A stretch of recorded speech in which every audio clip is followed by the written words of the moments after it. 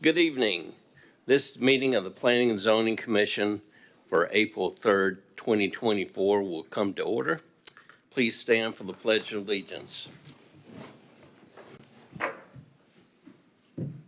pledge allegiance to the flag of the United States of America and to the republic for which it stands, one nation, under God, indivisible, with liberty and justice for all. Roll call, please, Lori. Chairman Richardson. Here. Vice Chairman Aton. Here. Secretary Grant. Here. Member Childs. Here. Member Garrod. Here. Member Faison. Member Moscoso. Here. Alternate Member Findler. Alternate Member Rogers. Here. School Board Member Gilbert. Here. You might take his place if you want to, alternate member Rogers.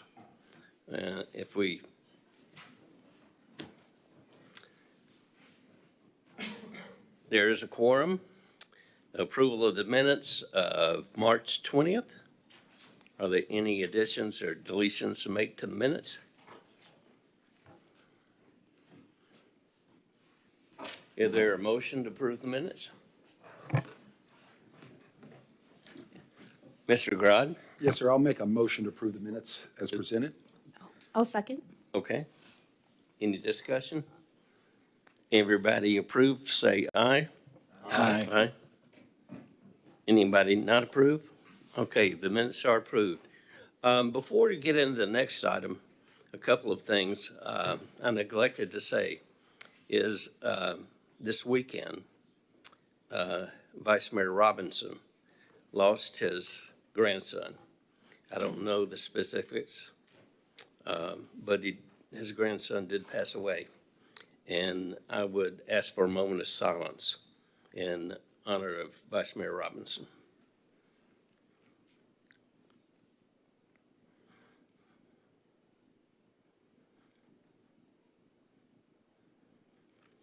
Okay, thank you.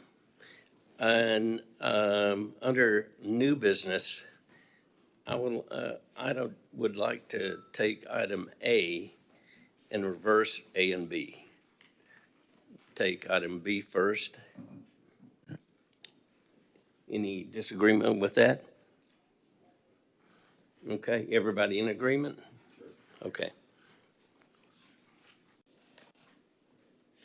There's no quasi-judicial confirmation procedures, right?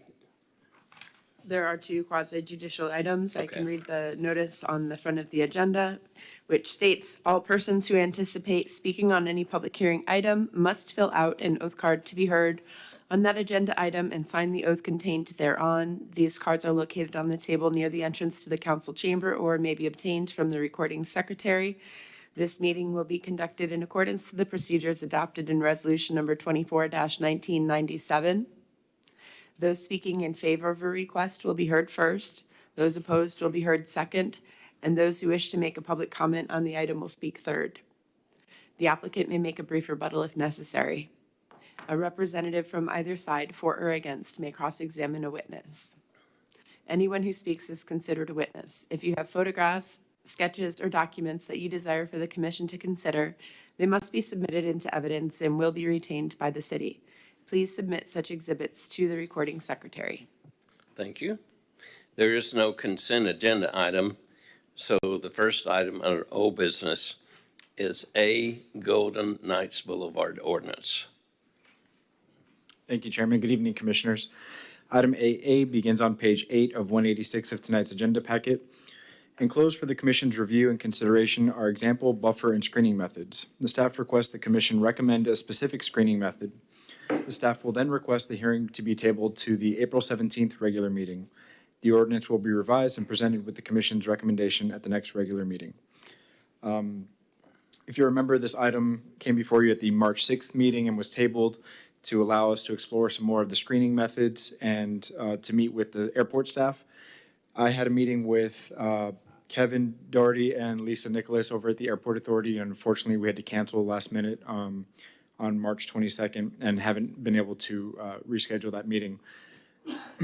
Since then, we provided some example graphics we wanted to show you tonight to get some feedback on. And the first one begins on page 10 of the agenda packet.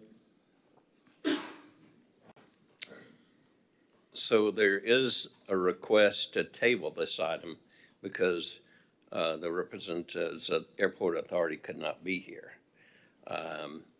We can discuss it, but we should table it until they're here. Any discussion? Yes. Well, I think we should discuss it, but or were you done though? I guess, or do you? I was just gonna outline what the specific methods that were being illustrated in the agenda packet. Okay. I mean, I was gonna say that I think because you were asking for a recommendation on which one, but I was thinking, can we do like give them the options in the ordinance of you can do one of these and give them a set of them? I'm not saying all of these, but that's an option, right? Of saying you can do one of these. Sure. Yeah. Okay. Mr. Rod? Thank you, Mr. Chairman. I'd spoken with staff earlier prior to the meeting concerning what I've passed out to each member, and I've provided that to staff earlier. And the purpose of my passing this out is I won't be available on April 17th. I'll be out of the country, so I won't be here for the discussion. So if I can at least put forward, I'm sorry, if I could put forward at the prior meeting, I had mentioned that within the 50 feet, using landscaping, berm development, and in addition, opaque buffers, including walls or fences, is probably the best, most adequate way to buffer what was the purpose of the rule, which was to obscure if you had outside storage, demolition material, concrete. I think it was spoken about a concrete demolition site. So what I've written down there, at least in some degree of infantile codification, took the existing rule in the city code and then expanded it to attempt to cover what would happen if that type of improvement was to come along Golden Knight Boulevard. Wherein, as I mentioned to Eddie earlier, if it was Blue Origin and you had a building fronting the highway, there wouldn't be a concern for such extensive buffering. And this is only really, as it's written, to address one type of development, which would be, as it calls it, outdoor unenclosed material storage. You're welcome to look at that in my absence during the discussions. That would be what I would put forth. It's another example. Eddie's got some other ones. This one is a variation of the same, but they all purposely try to use elevated berms and masonry walls or fences together with landscaping. And in this particular example, I actually put forth an increased planting schedule. You'll see it identified in red at the bottom, which is the table. And it's twice as much landscaping with canopy trees as was existing for I-95 frontage. With that, that's all I can add to this. Thank you. Chairman, I was just going to add one more thing to summarize the feedback that we got from the commission at the last meeting on this item. What we heard from the commission is that you'd like us to add some illustrations to the code so that it's not just text. The screening, if it were to be opaque, opaque screening would be preferred. So you don't want to have any transparency, just 100% opacity. Vegetated screening is preferred, so as opposed to fences or walls, vegetation. You'd like to consider a berm as an option. And then last is to discourage fences or walls. They were not visually appealing, is the kind of the summary from what we heard at the last meeting. Any discussion? Oh, well. Member Rogers? I just wanted to second what Member Childs said, that I think it would be nice to kind of get a little bit of work done on this tonight so we can pass something on. And to me, it seems like there are a couple, it seemed to me that there were a couple of clear winners in these designs, and that perhaps if it's within what we're planning to do, giving an option of 2 or 3 things, maybe we could pass that on and kind of get this done. Vice Chairman Aton.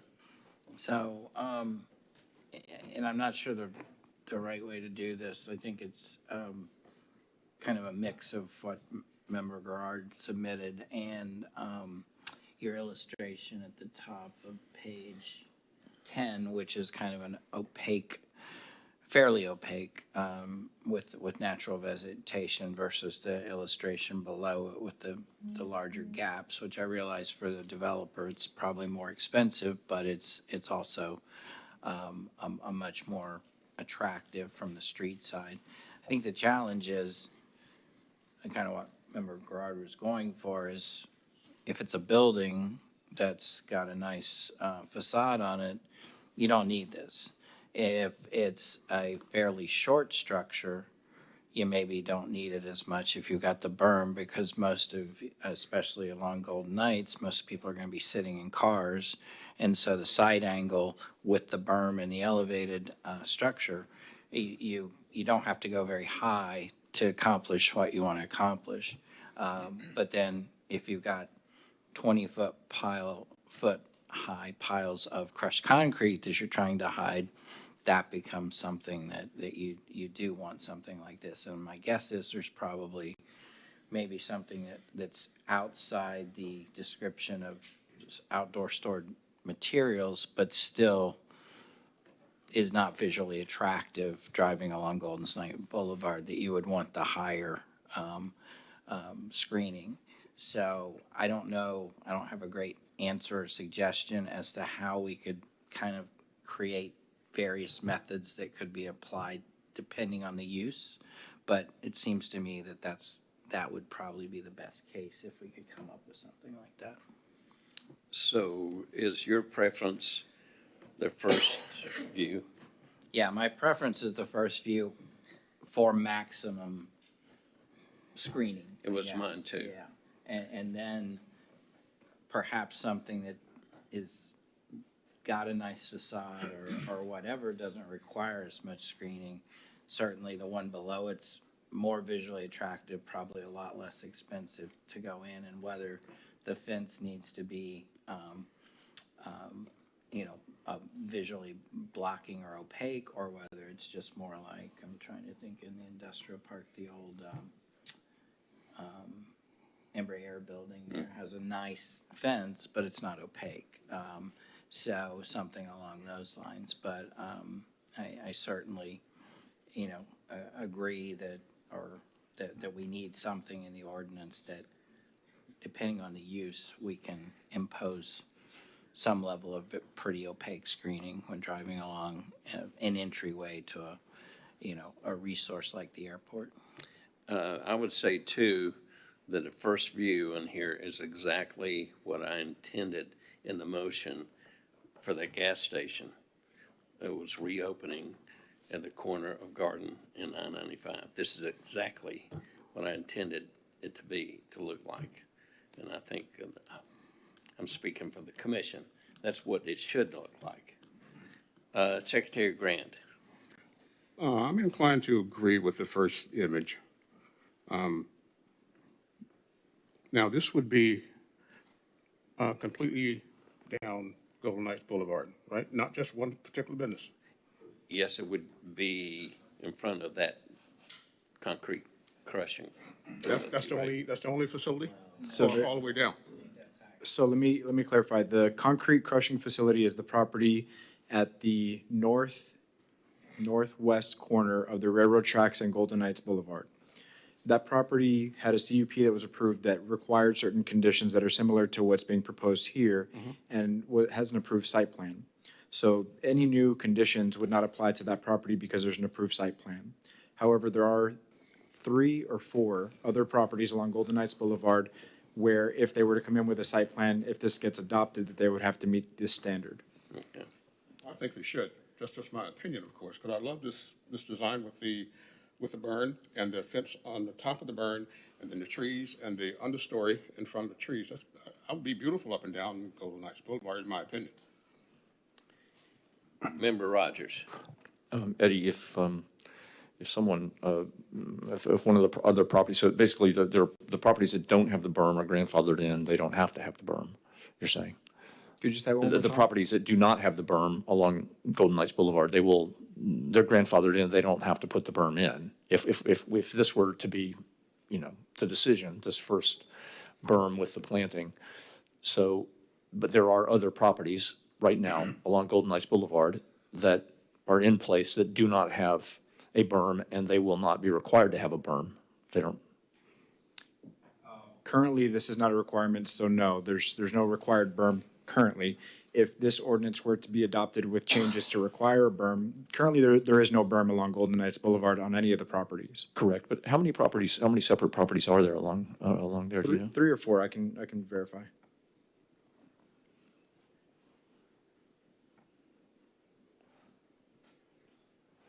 And when you say 3 or 4, you mean 3 or 4 that are established? Three or Like- four existing parcels Existing along Golden parcels, Knights okay. Boulevard. Out of a total of roughly? I don't think there's any established. I think they're all vacant. Oh, really? I believe so. So north of Golden Knights Boulevard, there are 3 parcels that abut Golden Knights Boulevard Right. to the north. One of them is in the county, Yeah. so this ordinance doesn't would apply. not apply. Adopted. The properties to the south, there are 1, 2, 3, 4.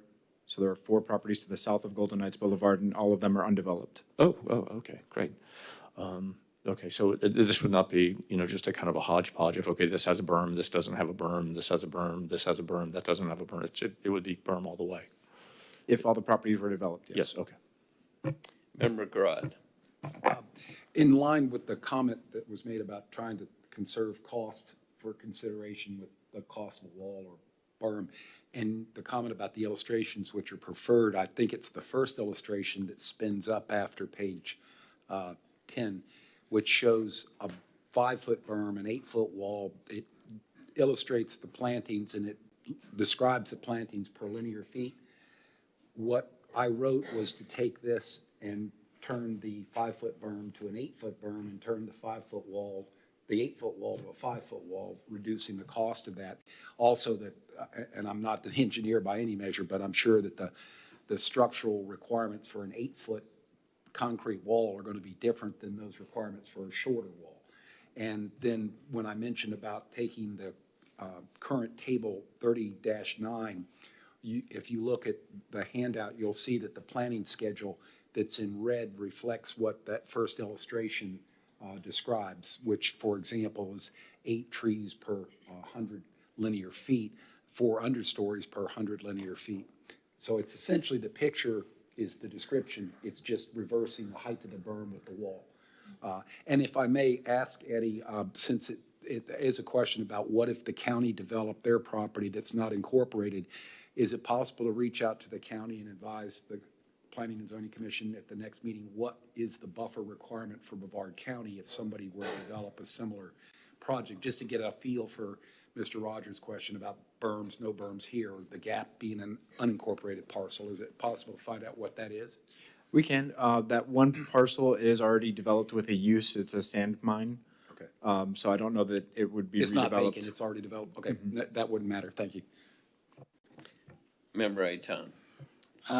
I seem to recall last time we heard this, that you mentioned that the application on the concrete crushing property had expired. Was I incorrect on that, or has it expired? I think Chelsea looked that up for us, and it had expired. Okay, so if they apply come for- back, this would apply. Correct. Member Rogers. I just, I expect there are people in the audience who have construction knowledge that I don't have, which wouldn't be difficult, but I am trying to be a little sensitive to the cost that's being imposed on owners here. And I don't know whether it's cheaper to build a higher wall or bring in dirt, but my impression is that bringing in dirt can be expensive. But I was just thinking perhaps a 13-foot, top height of the wall and the berm together, topped eventually by trees also. From the perspective of the road, sitting in a car, that line of sight is getting, you could cover, you could cover a 50-foot building with that, I would expect, before too long. And, we're trying to protect, I think, just make the line of sight look a little more appealing. But I did wonder about the picture on page 11, these berm walls, where you've got kind of what I think they call a T wall, which is like an upside down T, where the berm comes up to a wall and then stops, it seems to me that that gives, it gives the owner a little bit more room to park or move around on the property. Is that something that we want to make sure is available, or does that, as opposed to Talk having about just expense, berm on the that's front, berm on most the back? expensive one on the list. Is it what? That's the most Oh, is it? expensive one on the list, Okay. building that 6 or 8 foot high retaining wall. Okay. Thank you. Member Garad. Just to follow up to Mr. Rogers' question, I think I'm correct that the preferred standard for maintenance is 3-to-1. So if you squeeze an 8-foot berm in what's the 50-foot open space, after that you can landscape your parking lot. That was already in the code. The 50 feet would support a 3-to-1 slope berm because you would have 48 feet. Eight feet. 8 feet, okay. So I took that in consideration to make sure that you didn't have a deficient area to try to elevate the berm, or you got a very peaked berm that you can't maintain. We talked about that at the last meeting, about how it looks in front of not the hospital Parish Medical Center, but the Parish Medical Center at Titus Landing. And that's a pretty steep berm. And it does a good job of buffering the vision of the bottom and some of the appurtenance of the building, but it's maintenance-wise, it's mowing uphill. Lori, do we have any cards on this item? Not on this item. Okay. So, Chairman, could I ask to summarize what I've heard so far? See if Yes. that's, so what I've heard so far is that there's a preference for the option 1, which is the first option at the top of page 10, which includes a berm, a wall, and landscaping, and a continuous screen, vegetated screen. So that's about 4 of the options all rolled into one. I've also heard that you'd like to leave the applicant some choice in the matter, so give them some flexibility if they don't want to put in the full berm that slopes on both sides. If they want to do the wall, that's still an option. And then,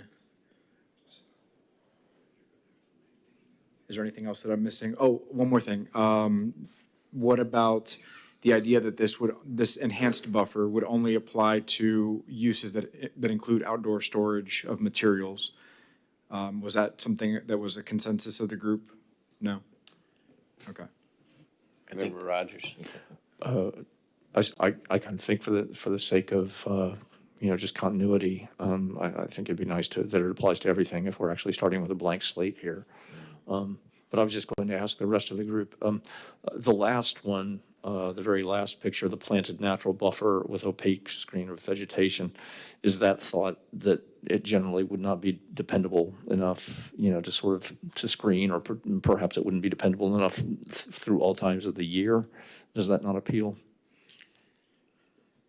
Because to me, it looked okay. I mean, but it depends, of course, on how well it's kept up and what the plant mix is and that sort of thing. That is the problem. We've seen so many areas where they've done that, and they don't keep them up. Vice Chairman, Member Childs. In my opinion, I think it should just be for the outdoor storage stuff. I don't see why we should have them do a wall when there's nothing really to cover up. If they have a nice building, why have a wall? That's my opinion. Secretary Grant. Where my feeling is that this is the primary entrance to our airport. And I think it would look better if it was the same all the way down. That's just my opinion on it, of course. Not just individual buildings or individual facilities. Vice Chairman Aton. So on that note, the ability to kind of make it uniform, I'm assuming that entrances to those properties would come off of Golden Knights Boulevard. Is that correct? Or is there alternate access to the properties that are left to be developed? If the property has frontage on another road, it's possible that their entrance could be on that other road. I think that only applies to 1, maybe 2 other properties. So should the ordinance address penetrations through the screening? So if you've got to have a street level driveway, how far the screening gets to the driveway and what the opening looks like and all of that, because my guess is we're gonna have to have driveways into those properties, and that's gonna have to penetrate the screening. So there probably needs to be some guidelines in there about how that transition from screening to driveway to other side of driveway back to screening kind of looks. Any other discussion? Okay, we've been asked to table this until the next meeting, right? That's right, Anyone want to make a motion to table? to the April 17th meeting.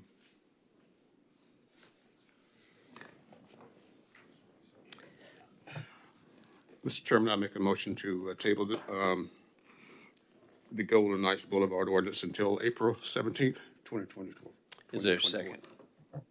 Second. Okay. Roll call, please. Member Garad, Yes. Chairman Aton, Yes. Member Childs, Yes. Member Moscoso, Secretary Grant, Yes. Member Rogers, Yes. Chairman Richardson. Yes. Next item, conditional use permit number 1, 2024. Eddie? Thank you. This item's on page 19 of 186. The applicant is requesting a conditional use permit to allow a mini warehouse use at a vacant 8.93 acre property located west of South Street, State Road 405, and south of Satterfield Road. A CUP is required for a mini warehouse use in the light industrial services and warehousing M1 zoning district. This application will look familiar because the commission recommended approval of the annexation, small-scale amendment, and rezoning on this property that applied the industrial future land use to the property. And this is the last step in order to get the mini warehouse use is the conditional use permit. You'll notice on page 26, staff is recommending one condition of approval, and that's related to the hours of operations to satisfy the conditions, the criteria, the review criteria for this conditional use permit. And then lastly, I just wanted to point out that there was an error on page 24 of 186 related to parking. It says in subsection 7, line 4 and 5, the conditional use concept does not illustrate compliance with the parking standards. That language is in there with a previous concept plan that we had that did not meet the minimum parking requirements, and the concept plan was revised so that it now meets the parking requirements. Thank you. Are there any questions of the staff? Mr. Grodd?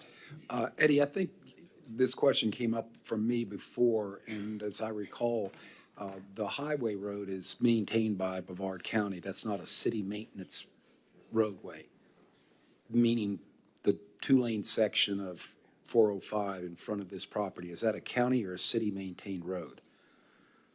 It's a state road, State Road The state- 405.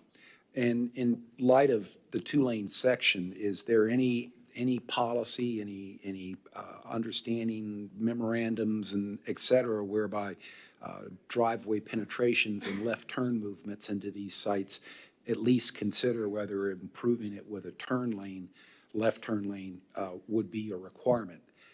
I see a spattering of sometimes there's one of those and sometimes there's not, and that's the purpose of my question. This is obviously a more low-intensity type of use as storage goes, but looking at the vehicles they're going to store there, like RVs and boats, when you turn left with those, you don't have a turn lane, you shut down the highway traffic. And is there anything in between the state, the county, the city for making decisions on those lanes improvements? Yes, whenever an application is for development along a state road, they'll have to get a right-of-way use permit from the state, from FDOT, and that's when if any turn lanes are required, it'll be required at that point. So their traffic engineering makes the decision if the movements are consequential, they then require it. If they're not, they wouldn't. That explains why some don't, some do. Thank you. Any other questions? Mr. Rogers? Yes, I see that on page 22, we have a listing of the different businesses in this area. We have construction services and trucking, There is the solid waste transfer station. There's one vacant area, then there's towing, transportation, I see a mini warehouse, building trade services. But when I go to the bottom of page 22, there and elsewhere, I see references to the South Street Plan. Eddie, could you expand a little bit on what the South Street Plan does and says? Because I see here it encourages heavy industrial uses to locate in the area between I-95 and South Street. So they mention nuisances such as heat, glare, smoke, and fumes, which one might expect with heavy industrial uses. So that would not be the case with this particular business. But can you tell me a little bit more about the South Street Plan? Sure. The staff initiated the South Street Small Area Plan because we noticed that there was a mix of uses along the South Street corridor. We have residential, commercial, industrial, and different degrees of industrial. There's some lighter industrial like mini warehouse and more heavy uses. So that was a plan that was prepared, and we can provide a copy to you or to all the commission members at your request. And it outlines different portions of the corridor, which areas should be predominantly which use. And so on the map, there's a colorful map that has more of the residential uses to the north and commercial uses to the east of. Is that in our package? No, it's a very lengthy plan. Okay. So we wouldn't want to add to your agenda, but we do have the plan available if you need to see it. And then the heavier industrial uses to the west of South Street. And this is to the west of South Street. Correct. And so it is currently, it would be encouraging currently, the South Street Plan, a heavy industrial use in that location, not a light industrial. I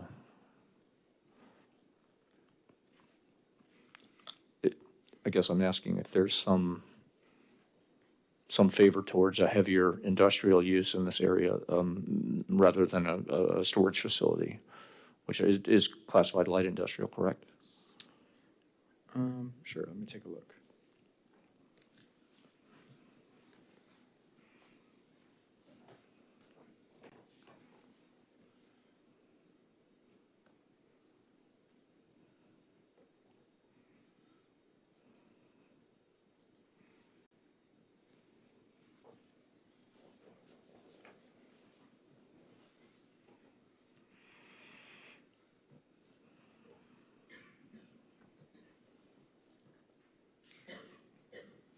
While he's looking it up, that area of South Street from Harrison to Highway 50 on the west side has all kinds of mixed uses.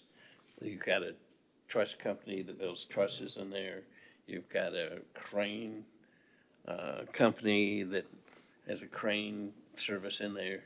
So it's a mixture.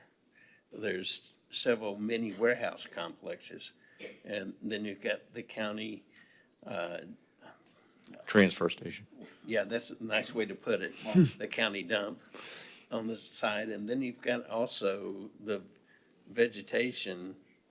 Like a where chipping they yard make or mulch. something. Yeah, yeah. So they got all kinds of different uses. And I would say probably, if you look at it, dividing line is Harrison when it crosses South Street and becomes Fox Lake Road. I'll say where I'm going with it. Did you have the answer? I did find where mini warehouse in our code is permitted in the M1, M2, and M3 zoning districts, so it's considered a light or industrial, heavier industrial use. It can be permitted in either of our industrial districts. Okay. Well, where I'm going with it is I think like some other members, I worry that we're little by little nibbling away at places where people can actually do things as opposed to places where people sort of put things or sit and look at computer screens and that kind of things. I mean, I'm a little hesitant to continue to reduce areas where we can do heavy industrial or medium industrial activities. So that's a worry for me. Vice Chairman Aton. Just curious, because I've got some family members in this business, and they're typically 24/7. Does the applicant doesn't have any problem with the 6 a.m. to 10 p.m. restriction? Because I know a lot of some businesses use those as warehouses for like stock their trucks and things before they go out on the route. And some of those happen before 6 a.m. And I just didn't know, there's no residential around there, anything that really seems that it needs the 6 a.m. restriction. So just curious about that. Was that okay with the applicant? I would ask you to ask the applicant that question, but I will tell you that we've shared the condition with the applicant, and I don't believe they would prefer the condition to be in place.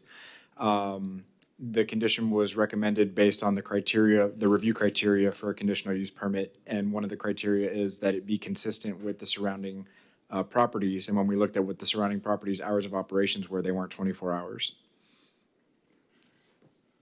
Member Moscoso. Yeah, I would agree with Member Rogers. I think that my fear is that with all of the development coming in, we're going to end up being a commuter city where people have to go out of Titusville in order to find jobs. And so protecting this heavy industrial use could provide more jobs. If I remember the last time the applicant came forward, he said it might provide 2 jobs. And so I think that's something that we also need to consider as we move forward.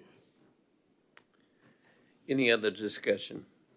Okay, I'll open the public hearing. Lori, do we have any cards? Yes. Garrett George.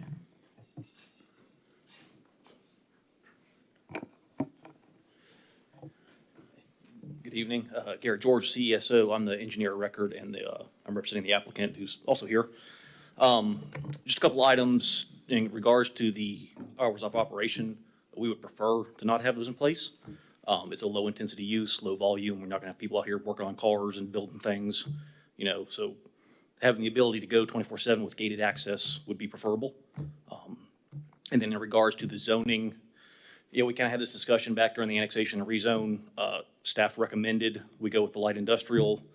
That was sent to city council, and they ultimately approved that light industrial use.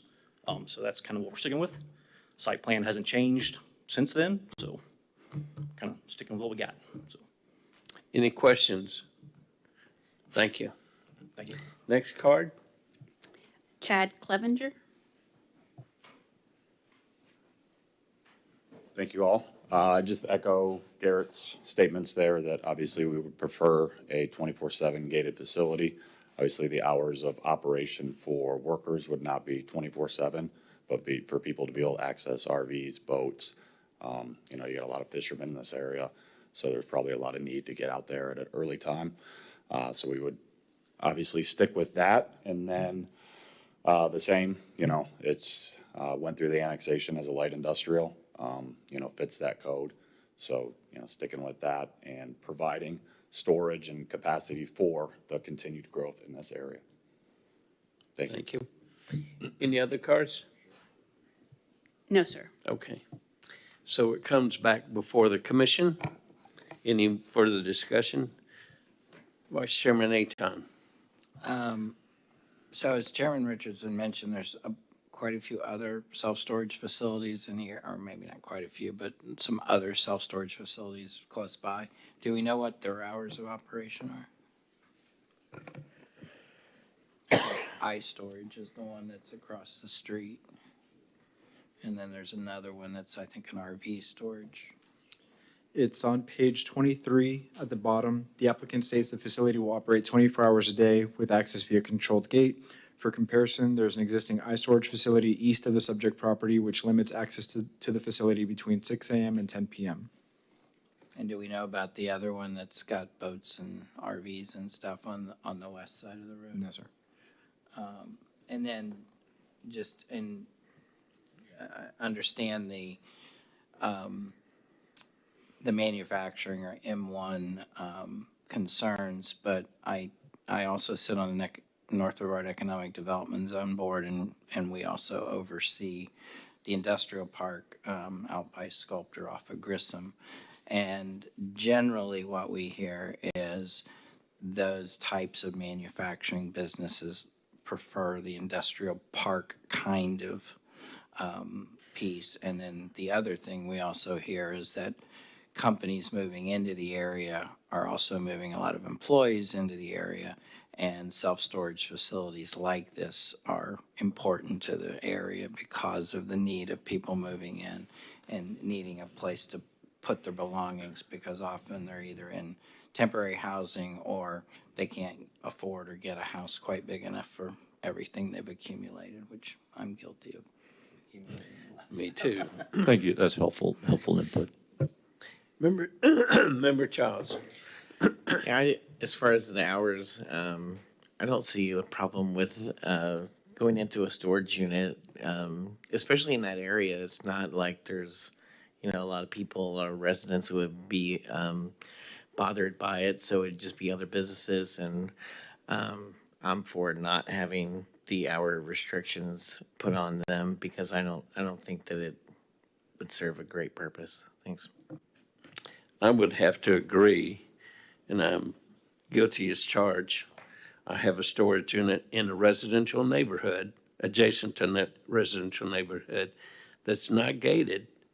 And I have had occasions where I have to be in there till midnight or before 6 a.m. And especially with this as a gated, I think it's more than reasonable to not have the hours that's required. Mr. Grant, Member Grant. Mr. Gerard was first. Oh, well, okay. Member Grad.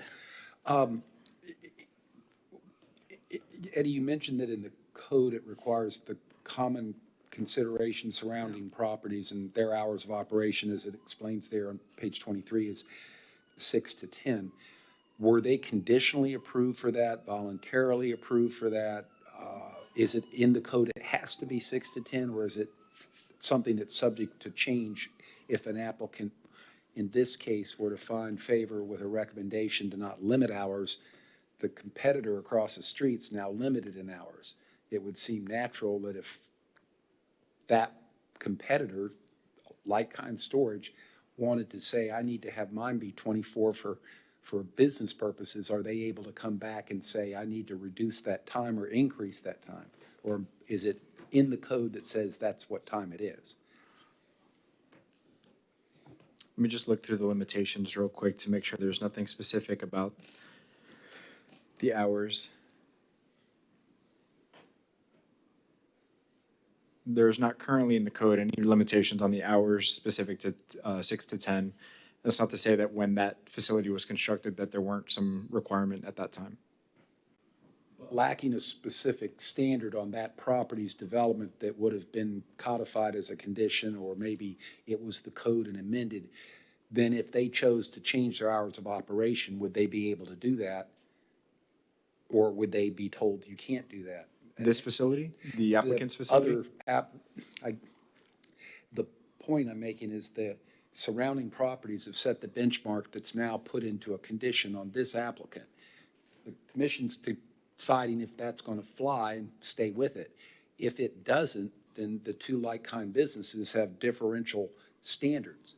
I would only think naturally, if I was the competitor, I'd want to say, hey, I need to be open 24/2, like my competitor. But if it's a code, if it's a conditional standard, they can't do that. And that's the question I have. Since the surrounding properties were the considered factor, I think we should consider whether those surrounding properties can remove that standard if they chose to. They may not to. Maybe it's voluntarily, they only operate those hours and that's fine. But if it's a conditional standard, it needs to be addressed later. Can they do that? Right, so the surrounding property owners or properties could change their hours after, let's say that hypothetically, the commission recommends a condition of approval with the hours of, limiting the hours of operations. The iStorage facility that was referenced in the report could then change the hours of operations to operate at longer hours. That would not have, this facility, the applicant's facility would not have that flexibility because of the condition imposed by the CUP. So there may be the case, this is the only applicant that would be conditionally restricted, and the others are voluntarily for their own business model doing that. So I think that's kind of important in the deliberation. Thank you, Eddie. Secretary Grant. Well, that was going to be my question also, but probably not as eloquent as Mr. Gerard down there, but same thing. Member Childs. And I was gonna add, you don't know for sure if their hours of operation really are 6 to 10. So they might have posted it, on their website or somewhere one time, and now they're not adhering to that anymore. So, yeah. There you go, 24/7. So let's not do that. The limiting of the hours, I think. But, Any other discussion? Anyone care to make a motion? I'll make a motion. I make a motion that we recommend approval to City Council for 8B conditional use permit number 1-2024 TRG self-storage.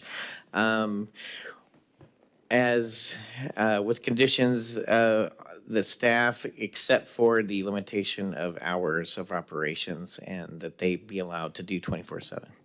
Is there a second? Second.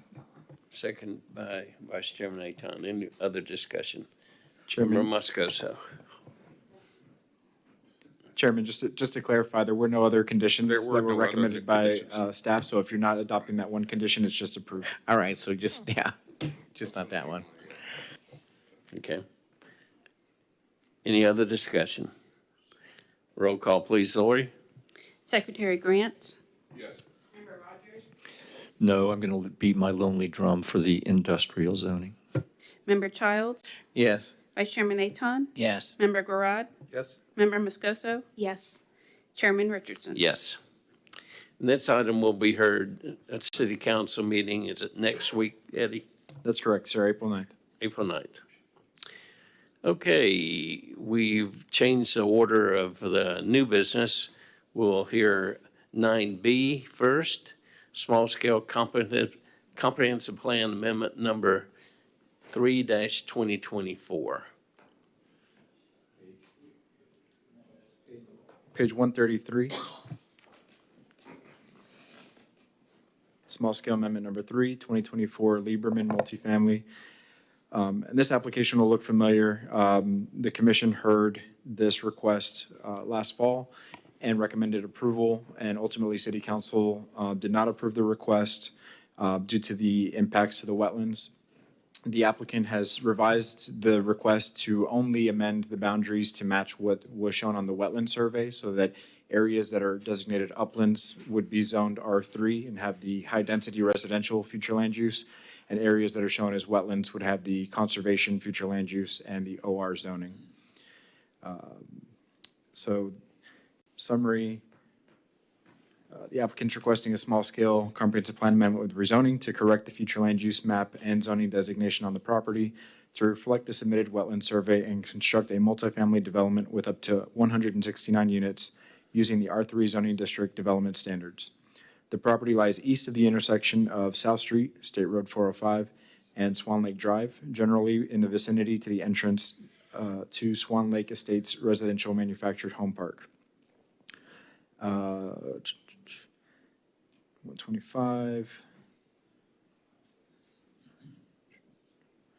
If approved, a total of approximately 11.34 acres will have a land use designation of high-density residential and R3 zoning, and the remaining approximately 114.56 acres will have a land use designation of conservation and OR zoning. Any questions of the staff? Member Rogers. Eddie, do I remember that this particular project was going to cover some of the wetlands mitigation by removing invasive species or something, or am I confusing that with something else? Previously, the applicant had proposed impacting some wetlands, and to mitigate the wetlands that were being impacted in lieu of, they were planning to propose the wetlands propose a conservation easement over the wetlands dedicated to St. John's River Water Management District. And as part of that would have required the removal of invasives and enhancing the wetland in order to receive that credit. So that is no longer on the table. Correct. They're no longer proposing impacts to the wetlands. And I just want to understand, I guess there are two things that I couldn't quite understand. So this is, the property has been sort of looked at again by engineers, and certain areas have been reclassified. Is that how this works? No, nothing's been reclassified. So kind of going back in time, back in the 80s, the city used the National Wetlands Inventory Map, which is a very high-scale, not fine-grained map of where the wetlands exist throughout the city, and applied conservation future land use designations on those areas. So That's the sort of thing that is not ground truthed. That's the term. exactly, Okay. exactly. So what happens now is the comp plan says that if an applicant provides us with a wetland survey showing where that true boundary is between the wetlands and the uplands, that we will right-size that line. We will correct the line to match where the wetland and upland boundary is located. And this has been done by what entity, the new survey? A wetland survey was provided at the last application, but their request was to propose a larger upland area, which would have required some filling in of the wetlands.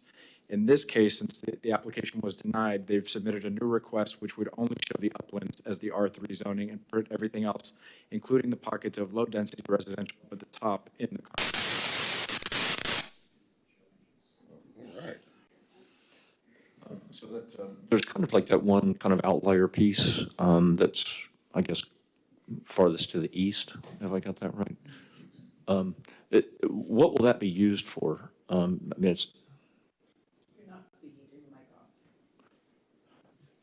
The one that's kind of it's just sort of all by itself, a little separated from the rest of the. So if the request is approved, there will be two areas of upland areas that will have the R3 zoning on it. And if it's helpful, in the Agenda Star folder, there's a plan that was submitted, or an exhibit showing which areas are being changed from conservation to high-density residential. It's called the Zoning and Land Use Exhibit. What page is that? It's in the Agenda Star folder on the desktop. It's an icon. I know we've struggled in the past with the Agenda Star, so sorry to throw that. If anyone needs help.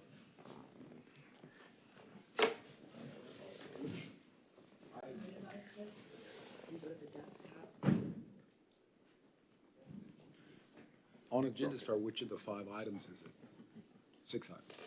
It's the item called Zoning and Land Use Exhibit. It's a PDF document. Yeah. Maybe there's 2. Does anyone else need help? So on this document, you'll see at the very top, there's a couple polygons that are yellow. Those are the areas that are currently low-density residential, and they're proposed to be changed to conservation because they're shown on the wetland survey as wetlands. And then the areas in red are areas that are currently designated with conservation future land use, but on the wetland survey, they were shown to be uplands. And so those areas would be right-sized to the R3 zoning district. And the areas in green are the areas that are currently R3 zoning that are shown on the wetland survey as wetlands. And so those would be turned over to conservation. And Okay. Eddie, to summarize from the previous application, they wanted to grab more of the conservation land to connect those parcels. That's right. So, but that has been abandoned, the idea of, because obviously, I mean, I can see where you would want to connect those parcels, but so will those 2 parcels simply be built on under this proposal in separate pieces? It'll be something really small on the top parcel and then something bigger on the bottom parcel? So one other difference between the last application and this one, in the last application, we were provided with a concept plan of what the development would look like. In this case, a concept plan was not provided, which a concept plan is not required. But what we would end up with is 2 polygons of high-density residential and the remaining portion of the property in the conservation future land use.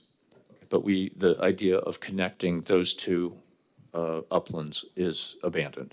Correct. There would be a conservation future land use designation between them.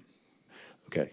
And my last question is, I remember people talking about flooding concerns on the other side of Singleton. Are you going to talk about that a little bit, or do you have anything further to say about that? Because I do live kind of back in that area, and I do know that that little stretch of Singleton has a very low spot. It's very, very wet sometimes, depending on the weather. And I know that they worry over in whatever the horse name community is, about flooding. Swan Lakes, yeah. Flooding is more so related to the engineering of the site plan, all of that for as far as zoning and entitlements on a property. We don't have any portion to discuss that tonight, but maybe the applicant has some information to provide on what they've seen out on the site with the outfalls. Before I call on Secretary Grant next, I want to remind the members, don't turn your button on and then turn it off and turn it back on, because you go at the end of the line the second time you do that. So that's why it's getting a little mixed up here. Secretary Grant. Mr. Galindo, on page 136 of 186, on line number 1, you talk about the conservation easement and or deed restriction. Does that mean that the remaining 114.56 acres of wetlands will remain wetlands forever, or what does that mean? Thank you for pointing that out. That was from the last application where there was going to be impacts to the wetlands. And so as a trade-off, we were requesting a conservation easement. Right. In this case, since it's just right-sizing the boundaries, we're no longer, as a condition of approval, requesting that conservation easement. So that should have been stricken. So the remaining wetlands are subject to being filled in at someone else's whim? If they are impacting any of the wetlands, the Water Management District may require a conservation easement, or they may still place the wetlands into a conservation easement. We'd have to ask the applicant. The reason why I ask, because I if memory serves, and it probably doesn't, but the last time when this came up, I thought there was talk about preserving all the remaining wetlands. Am I right or wrong? Correct. So that's the use of the conservation easement would protect the wetlands, take off those development rights. In our code, the OR zoning district allows 1 unit per 5 acres. And so technically you could develop in an OR area. However, you would still need to get any impacts to wetlands permitted through the Water Management District. Yeah, we know. We went down that road before. All right, thank you. Member Moscoso. Yes, Eddie, on page 140, line 16, it says, therefore, there is a potential wetland impact of approximately 0.39 acres. And so I was curious to where that impact would be. If you could point that out or show us on the map, that would be helpful. I believe that's a holdover from the last application. I'd have to ask the applicant if they have any information on that to clarify. Okay, thank you. Okay, I have a question for Member Garad and Member Moscoso, because y'all read everything that comes out from the state. I read something in the last 2 weeks that says if a piece of land is deeded or is a conservation area under the Live Local Act, the rules change and it may become developable. And conservation is supposed to be an area that is set for conservation. Instead, it's a holding pattern. Is there any truth to that y'all have read? I know you read everything that comes from Tallahassee. I would just say I just read some of the revisions for the Live Local Act, and I didn't see that in there, but that doesn't mean that it's not. Mr. Garrard might have more information. I'm not sure how that plays out, but what I am experienced to know about is the definition difference between conservation, the definitional difference between conservation and preservation. And in the case of water management districts going through wetland permitting, their eye is towards conservation, not preservation. So there can be plans presented whereby you do both. You develop an area of wetlands, but you do so conserving the wetlands. Oftentimes it means you grant a conservation easement over the balance of what you don't develop. That, I think Eddie's trying to say, that comes to play later when and if somebody wants to go in and develop it. It's in St. John's jurisdiction, I'm sure. And this was conservation, it was not preservation. Right, but that's what your land use talks about here is conservation and open space. It's, if you say preservation, then you're preserving everything, you're not doing anything. So I think it allows the question to be asked, and if you can obtain the permit through the permitting procedures, you may end up being able to develop an area that was heretofore a wetland area, but you do so in accordance with the requirements, which basically says conservation, unless they want to give up what you said was part of this in the history, that granting, and you said address the applicants. So addressing the applicants may be to say, do you want to lay a conservation easement over all of those wetlands and give the conservation easement to the water management district? Secretary Grant. No, I was gonna bring up the fact that we used to talk about zero wetlands loss, but it seems like that the Live Local has changed the rules on everything, so forget it. Okay, at this point, I'll open the public hearing. Lori, do we have any well, first, the applicant. Put in the card anyway, I wasn't sure. Good evening, members of the P&Z. My name is Bruce Moy. I'm representing the applicant. I'm not sure about what the Live Local has said, if it's changed. I think what you said, preservation and conservation, I think the difference is conservation designation and conservation easement. Once an easement's been recorded, I've never seen it become anything but a conservation easement in my 40 years of doing this. We've tried twice and it didn't happen. Where we tried to develop in a conservation easement, and both times we were denied by the state. So right now, a lot of this property is just designated as conservation per your comp plan. Once the development comes, then a certain amount of that will be put into conservation easement, and then it's pretty much protected in perpetuity. So there is a kind of subtle difference. I don't think that Live Local can bypass that. I haven't heard, and we've been paying pretty close attention to it. But anyway,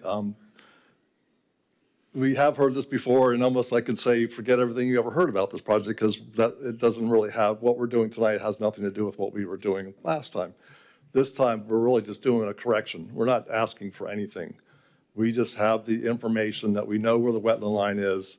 It's not the same as what it was when the zoning designation and the land use designation was put on, because that was put on by large-scale maps that were done at a national level, very, very inaccurate. So all we want to do right now is pretty much set it straight so that what is wetlands is going to be zoned and comp planned as wetlands, and what is uplands will be zoned and comp planned as uplands in the R3 zoning. It's really that simple. We're a little gun shy right now because we spent a lot of money to go to commission or to go to council, and we were denied. So we want to see if we can at least get what we think your code requires. So we're asking for that, to do a correction per your comp plan in your code to see if that flies. And then once that flies and we know what we have, then we can come back and actually talk about how we're going to develop this property. We'll talk about, are we going to impact wetlands? Can we impact wetlands? If we can, how much can we? Because now we're talking about developing in wetlands that are zoned, hopefully will be zoned and comp planned as conservation. So we'll be very limited on what we can do if it becomes part of the development. In summary, what we proposed last time was based on the recommendation of the environmental consultant saying, you have this extremely large piece of property with this very large wetland. If you do this at a minimum, you have enough wetland on your property that through conservation and enhancement, you don't have to go buy property off-site. So that was the premise of that request. You can forget all that. All we're going to do right now is correct the maps so that we can now go to the drawing board and come back to you with a development proposal to discuss all the details about drainage and wetland impacts and all that good stuff, density and all that. So we just want to get past step one so we can come to you with step two. Member Moscoso. Yeah, this question is for Eddie. If this does get approved with no concept plan, would this come before the P and Z again? Because it seems like if it's approved, then it would just go to staff for you guys to review, correct? That's right. The only other time it would have to go to public hearing is if there were some type of plat where you'd have to approve the preliminary, or the sketch plat and the final plat, or if you had any waivers or variances that needed to go to DRC or BAA. So at this point, it's most likely would not come back to us. Correct. Thank you. No matter how many units? I thought that's over so many units has to go to public hearing. No? No? Okay. That's different. A lot of municipalities, once you get so many units, you have to go to P and Z, but not here. Okay. Member Rogers. So, is it Mr. Moyen? Moya. Moya. Mr. Moya, sorry, I'm a little deaf. So right now, you're just trying to see what you've got to work with, is what you're saying. And, actually, I was one of the people who said I thought it was okay to connect the pieces, given the fact that you guys were going to be, sort of cleaning up the invasive species and that sort of thing. I suppose you can't really commit to it. And in fact, I'm sure you can't commit to it, but is that kind of in the back of your mind, or is that in play to maybe in exchange for the wetlands mitigation through removing invasive species, maybe to gain some credits that would allow you to connect the pieces? Because you did get that cleared before, if I recall correctly, or at least by us. Yes, but not Yes, by, not by council. So if the development would have to have wetland impacts, then obviously putting in a conservation easement and doing enhancement would be on the table to mitigate those impacts.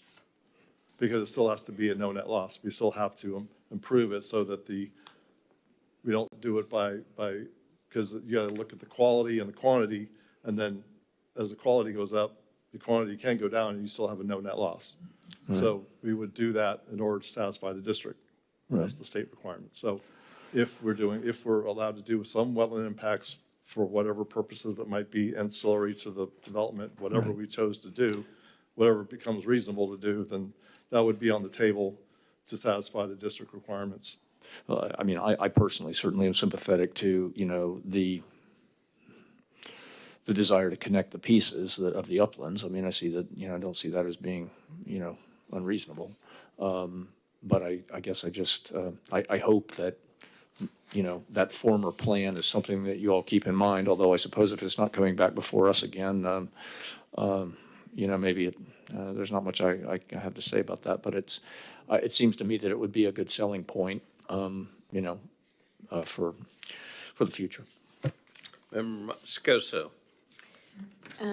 Yeah, and when you went before council, and I know this is a completely different thing, that there was a mention of there was concern with possibly flooding on the south side of the property, and council had asked for any conditions to the developer. And has that been anything that you have thought up or come up with a plan to prevent flooding on the south side of the property? No, we haven't done any engineering to that extent. We normally don't for zoning requests because that's a whole nother level of cost and effort. So we will have to do that. Your capable staff between the DOT, the St. John's, and your city engineering, they'll make sure that we address the drainage. You're protected in 3 different agencies on the drainage. Any other questions? Thank you. Thank you. Any cards? Michael Majek.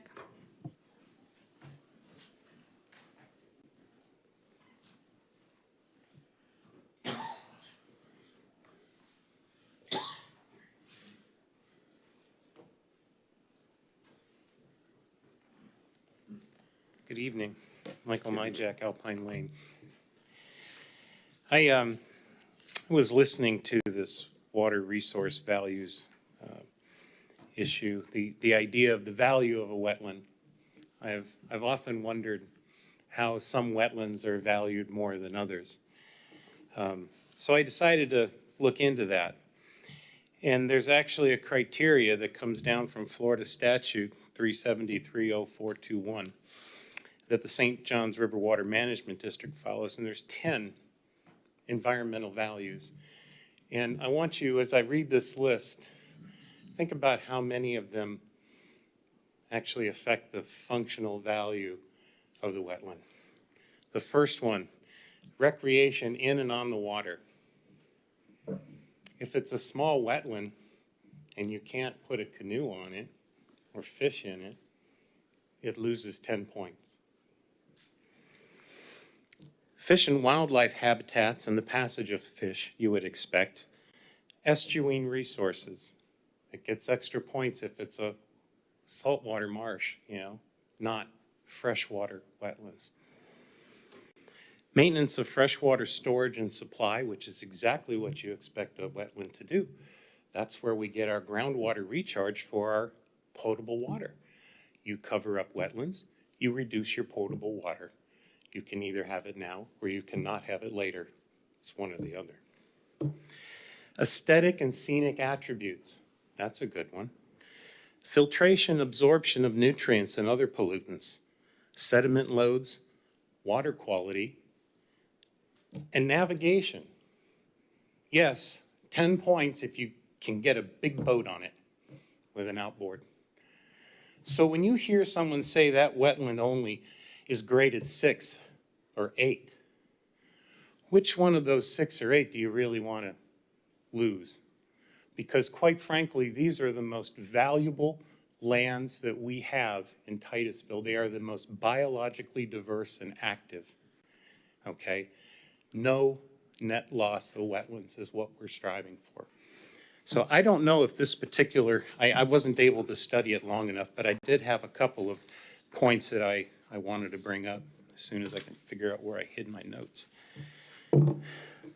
I think in general that the city is doing a really good job with this particular review.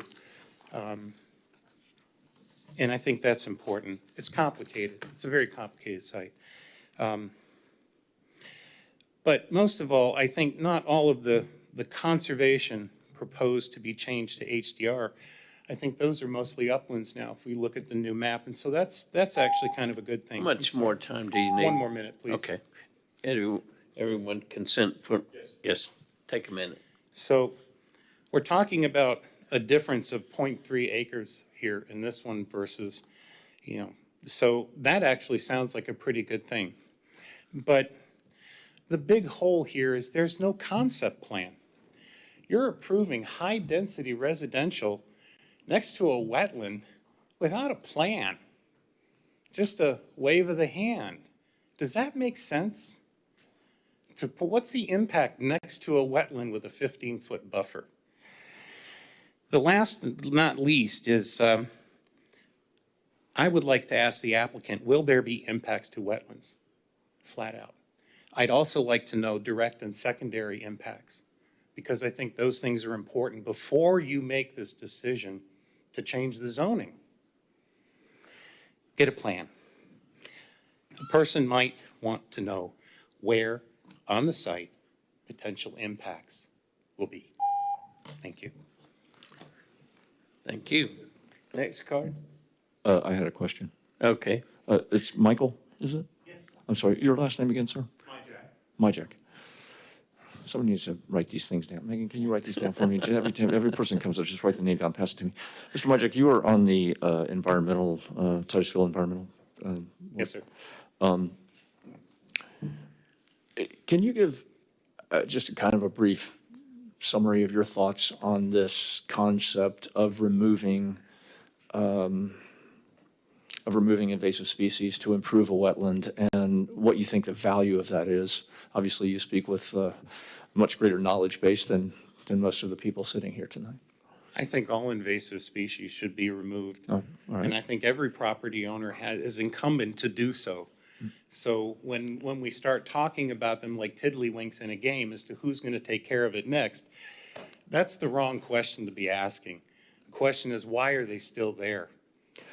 But given that this is 120-something acres and some of it is kind of bog and it's a little hard to get out on, and there's no financial incentive to do so, at least in general, besides the building they want to put up. Well, okay, but would you not agree that, I mean, what I was basically saying, I mean, I think we shouldn't be too hard on a property owner for not going out and pulling, I don't know, Brazilian pepper out of a bog, even though frankly, it would be nice if they did, but anyway, I'm just saying. What's the alternative? You pass it over to the St. Johns River Water Management District?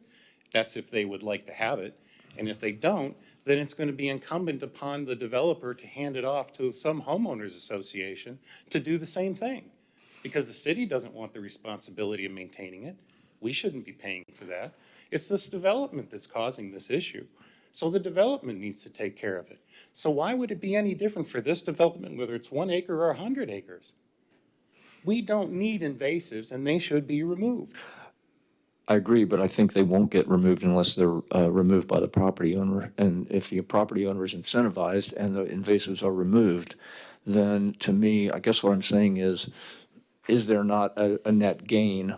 Okay, I don't know, other drainage or other impact issues aside, but is there not a net gain possibly for the wetland and the environment in general to, lose, I don't know, an acre of wetland next to the road and to have the sort of the wetland reestablished in its natural state? Okay, let's look at it this way. Even if we keep all of the wetlands there, we're adding 13 plus acres of impervious surfaces, right?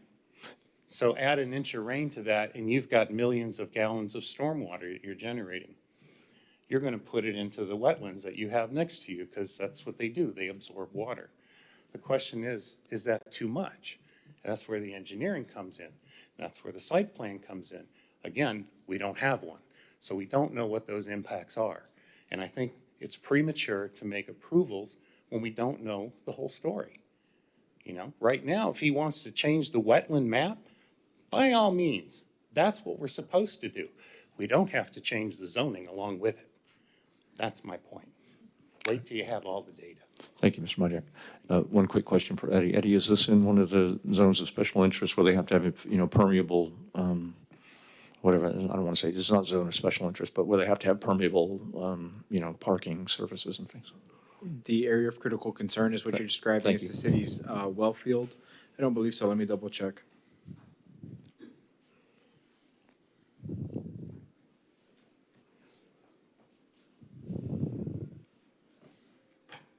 It is not. It is not. Member Garad. I have a question perhaps for staff and/or the applicant. And Mr. Majak's last comment kind of focuses on my question. The national inventory that set the land use and zoning for the property was inaccurate. I've heard that stated. The inaccuracy was broad scale, it was nationwide.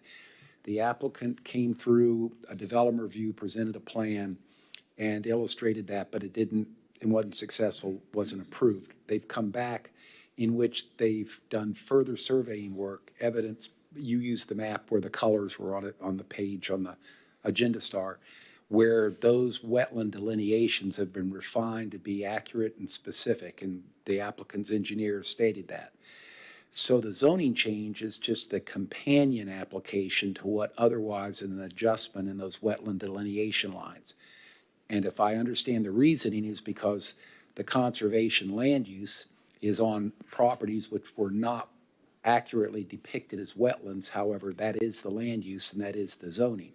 This is an attempt to get two things to concurrently occur. One is the adjustment in the wetlands line based on research data, surveying, and the application of what jurisdictional requirements make land a wetland and what those requirements do not make land a wetland. So that's been determined. The surveys illustrated it. And now in a companion sense, you're bringing the zoning and land use to comport with that, which is what Mr. Majak wanted to do. It's just you're compressing it into an application so that you can move forward with the development, which isn't, once those lines are adjusted, assumes that you get your approval. The zoning and land use permit only the development the zoning and land use permit. Conversely, the land use that has been adjusted, which remains conservation open space, is not potentially developable, less Live Local Act. It's not potentially developable unless it gets permitting by comment about conservation land and permitting procedures. Somebody has a right to go through that, but not necessarily are they going through it. So I think they're actually probably given what you think's right, get the survey data correct, know what is a wetland, what is not a wetland, but the site plan that isn't a requirement, I think you read that it's not a requirement for this. That site plan is going to be analyzed based on codes, whether it's the city of Titusville, the Water Management District, Army Corps of Engineers. They're not going to let the project impact what is the delineated wetlands more accurately delineated by the applicant. So I kind of think it's getting in the direction you'd hoped would be done. And I agree with you that sometimes presentations are made on assumptions. I assume this is what it is rather than this is the delineated line. Thank you. Any other questions? Next card, Lori. I actually had one. I like to do it right when you look away, Joe. Eddie, just to be clear, that if we were to approve this request, it's not going to come back before us. That whatever they want to do in the future will not come back before us. It could. So one other, what I mentioned before was if the property is platted, that's one option, which for R3 zoning, that's a multifamily use. You're not going to plat for a multifamily use, so that's probably unlikely. However, if the property was developed as a PD, a plan development, that includes master plan, that would come before the P&Z. But that's not to say that they would have to come before the P&Z. If they developed under the R3 standards as is, they could submit a site plan and get it approved without coming back to P&Z.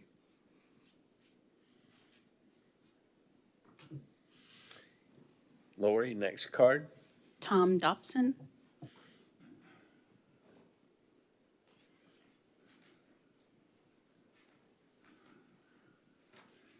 Good evening.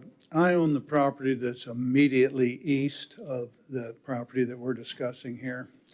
And that property, which does not show on some of these maps that are in this packet, a large lake on that property that drains pretty much all of this area into that lake, including the neighborhoods of Country Club Heights and the neighborhoods immediately north of that. That lake reached its maximum capacity pretty much during Ian, and it's undetermined how much of this property that's in this current discussion this evening actually drains into that canal and goes into that lake also. So there's some concern on my part, and of course for all the people that live in my neighborhood, that drainage from this is going to go, as the gentleman before me said, all of this impervious surface is going to cause that drainage to go in there. In addition to this, though, there's also a plan afoot with this 44-acre Singleton Trust that's immediately north of me and on the corner of Singleton and behind this church over here on the other side or the east side of Singleton to put in another 130 units there.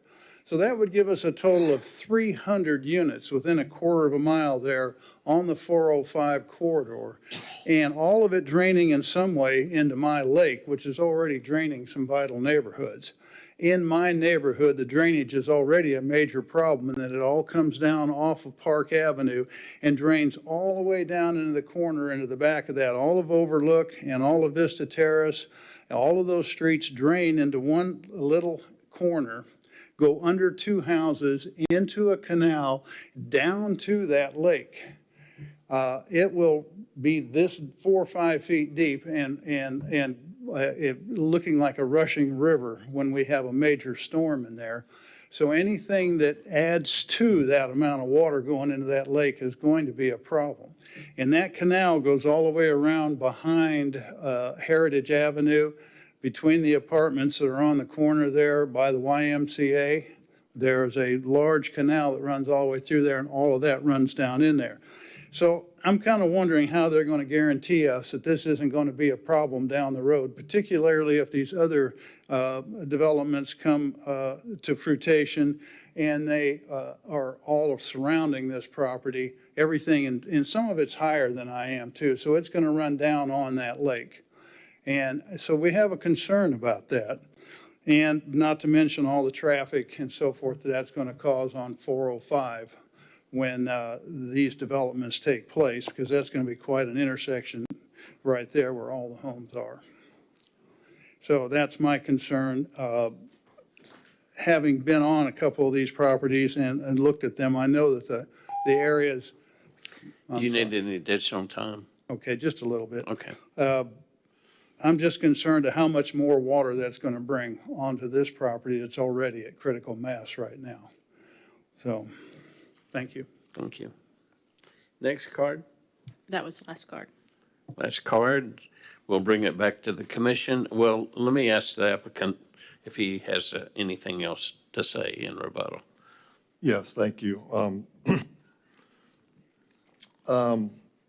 Yeah, I wasn't really thinking that we were going to talk about drainage and wetlands because we're not proposing to change the drainage or the wetlands. We're proposing to make a correction, which per your future land use element strategy 1.16.2 says the conservation land use shall be amended to include all wetland areas. So we want to take property that is wetlands, that has a land use of high density residential now, and take it off and correct it so the high-density residential is in the uplands, not in the wetlands. So we're trying to make a correction here. We're not here to solve drainage problems and wetland impacts because we're not proposing any of that. We are here to comply with your comp plan to correct what is wrong where you have high-density land use in wetlands. That's all we're doing here. And your staff deals with drainage and wetland impacts on a daily basis. That's where the engineering belongs. And should we decide to go with a PD because it turns out that we can get more units and we can impact more wetlands, then we'll be back. If it turns out that we can develop it under R3 zoning, then maybe we won't be. I don't know the answer to that, but we spent a lot of money to get here, being that we were denied before. We'd hate to get into spending, 10 times more to get answers to questions that we're just asking for a simple correction to a map. Thank you. Thank you. Yeah. Member Moscoso. You say that that's all you're doing, but you're also requesting a rezone as well. And so I think we have to take both of those in consideration. It's not just the small scale amendment, it's also, you've connected it with the rezone. And so I think that is super important. I know that you've spent a lot of money, but the potentials of us rezoning without a concept plan and the potential of there being flooding, that's also going to cost people money as well. Member Gilbert.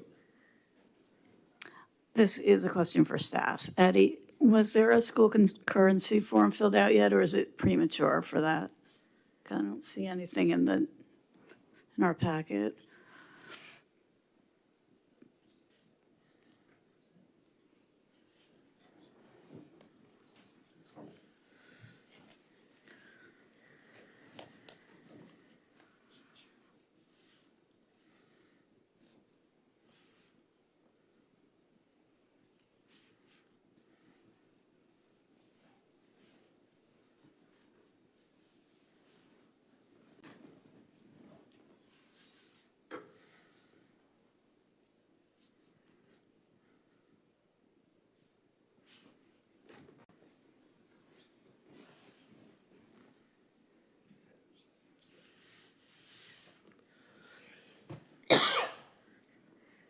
So for this specific new application number, we don't. We have the previous school impact analysis letter from when it was a more dense project. So this would be a lesser impact. Do you know what year when that was filled out? August of 2023. August 2023? Mm-hmm. Okay, thank you. Member Charles. Yeah, Chelsea, could you give us a little, for legally, what's our, as far as the to amend the comprehensive plan, we just have to, as a board, we have to make sure that it's consistent with the comp plan, right? That's correct. And as far as rezoning, what's our direction legally as a board to determine zoning? Is there any, is it just to go off the comp plan too, as far as does it conform to the area? I guess what reasons would we legally be able to give to not do a rezoning, I guess, in this instance? If I can there is answer, any. I can answer that Yeah, one. go So ahead. the criteria that you're going to be basing the rezoning decision on are in your packet on page 143. It includes, are there public facilities available to serve the site, the transportation impact, solid waste, public streets being adequate to the property? Does the land support the proposed development?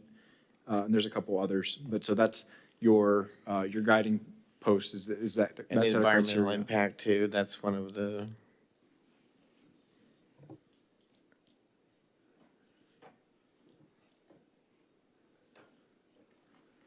So if we were to say that we didn't want to rezone this, we would have to find one of these things that didn't match, or where we, in our opinion, as a board, that we thought it didn't match one of these. is what It's a you're little saying. bit more than your opinion. So Right. Eddie provided the criteria, but Right. your decision for the items that come before you are based on the competent substantial evidence that's provided to you. And so the evidence that's provided to you is both the testimony, the facts, the reports, the whole report, everything you've heard from the planning staff. All of what you've heard tonight as that was part of the public hearing is what you consider to render your decision. But you have to weigh each little piece of information that you heard, and you have to weigh it as a judge to decide, was this lay testimony, expert testimony? How do I weigh this information compared to the totality, and then use that to base your decision? Okay, all right, thank you. Vice Chairman Aton.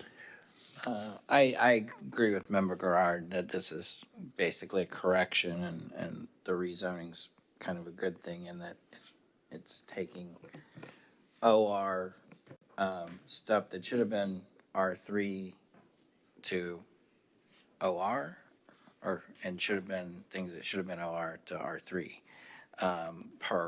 Had the maps been more detailed, that would have been done from the get-go.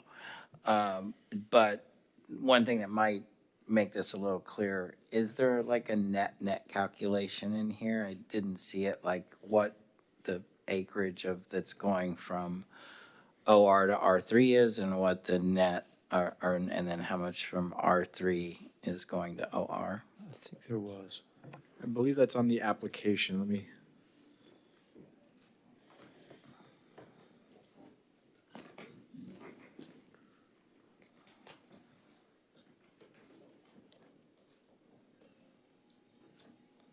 So on page 147, in the narrative, it says all 4.609 acres of low-density residential will be converted to conservation. An additional 1.417 acres of uplands that are currently conservation will be converted to high-density residential. An additional 3.186 acres of wetlands that are currently high-density residential will be converted to conservation. Therefore, the land use request is for 9.212 acres. And then there's the result would include a total of 11.335 acres in the high-density residential and a total of 114.56 acres in the conservation future land use. So it sounds like net, we're actually gaining conservation over what it is now. Correct. Okay. That's what I thought. Thank you. Member Rogers.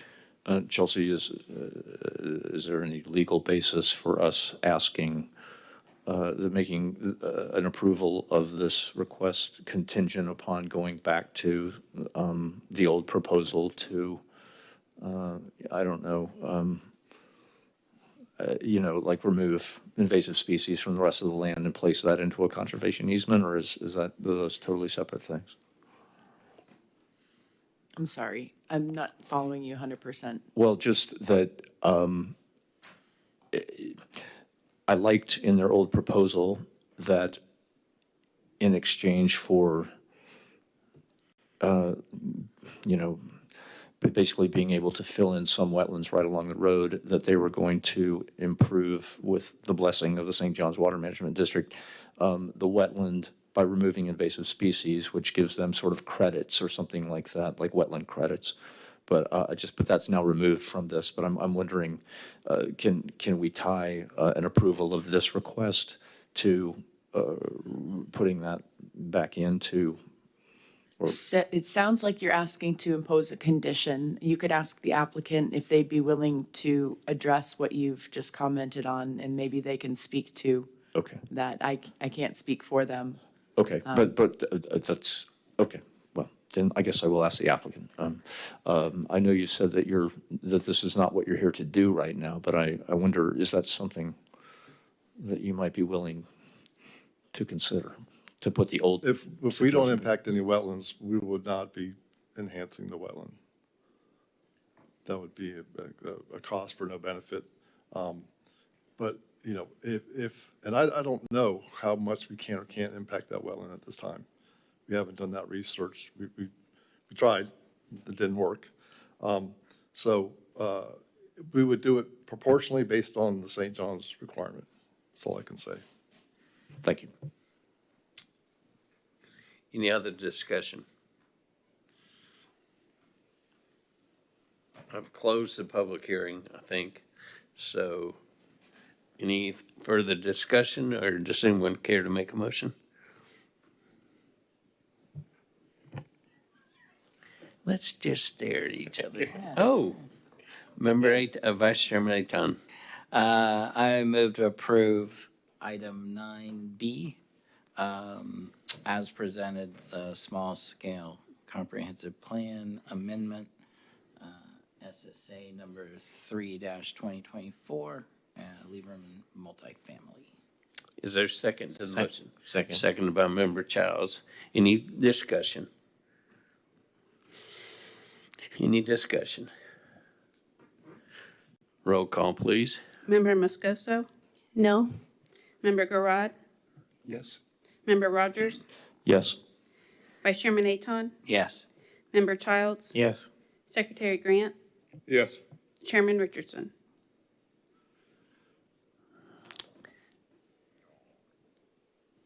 I'd have to vote no.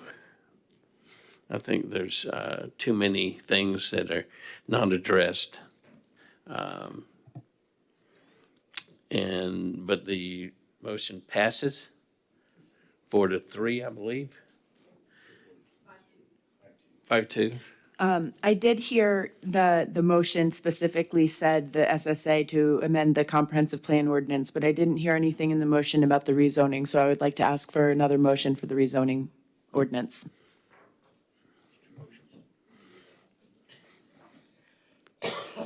We're looking back at you.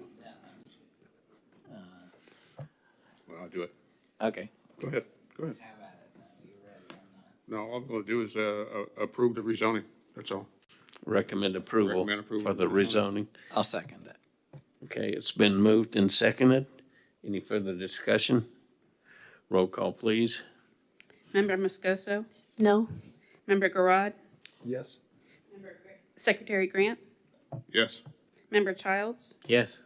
Member Rogers? Yes. Vice Chairman Aton? Yes. Chairman Richardson? Yes. Okay, that item is to be heard before council when? I think it's next week's meeting.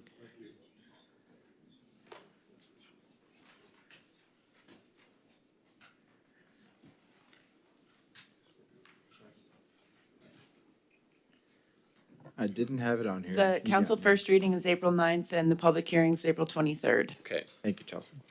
Okay, at this point, I hate to say this, Kevin, do you want to have a break?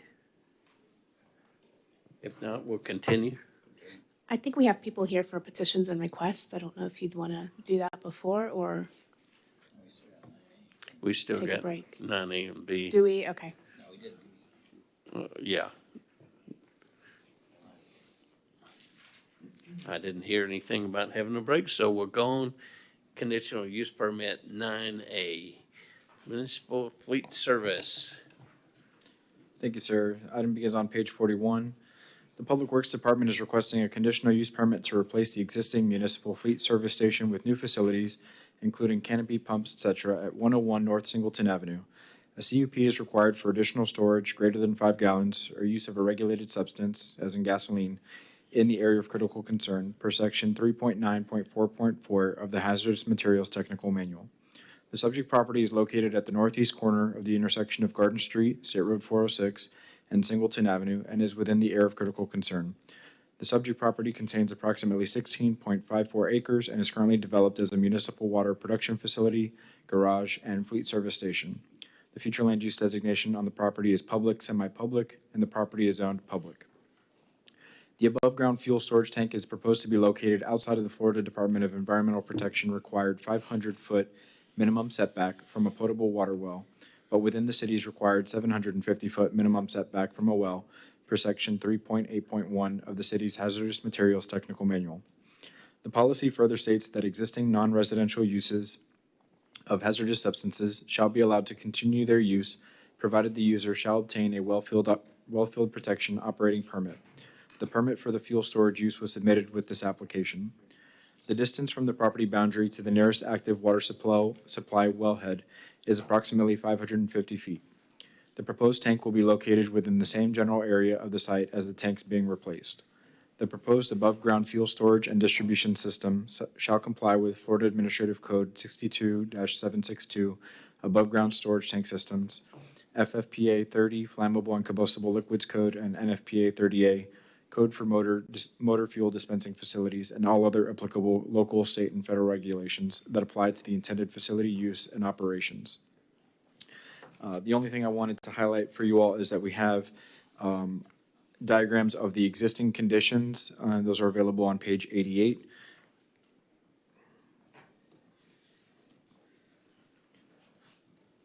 So you'll see a concrete pad with 2 existing fuel tanks, and then the following page, 89, is the proposed replacement. Thank you. Okay, Mr. Cook, you want to add anything at this point? Sure. So this is the city's second replacement of the fuel system at this location, originally installed in 1978. The current tanks are from 1996 and 1999, so they're approaching their end of 30-year life. They're 28 and 25 years old. So we took the opportunity to consolidate them to one split tank instead of 2 10,000 gallons, so reducing our capacity to 14,000 gallons, moving it outside of our drive path, adding a covered awning with fueling operations to be undercover now, both fueling the tanks and fueling our vehicles. And then also we added a containment basin for all the stormwater during fueling operations, which will isolate the stormwater system from being able to outflow. It will keep it contained while fueling is operating underneath the awning. So our tanks are monitored, both the interstitial layer and inventoried through a reverter route system that we have on all our fuel tanks currently. And we'll continue that with a new setup with an advancement to the next generation. I'd like to hear dates stated because in 1978, I was on the city council and approved that. But in the last 30 years, there's been talk about the city garage moving. In fact, I discussed it with Eddie. At one time, it was planned, there wasn't a detailed plan, but they were thinking of relocating the garage to someplace on 405. Is that going to happen, or with the new storage tank above ground, won't happen in the future? What is your plan? Well, so I'm the third public works director. I think is asked for a new public works complex. So we own property. And near a the new airport. city hall, and a new police department, Yeah. and a new fire station. We own property near the airport off of Golden Knights Boulevard on the south side that we purchased from FEC roughly 20 years ago, that was planned to be the future home for Public Works at 20 acres.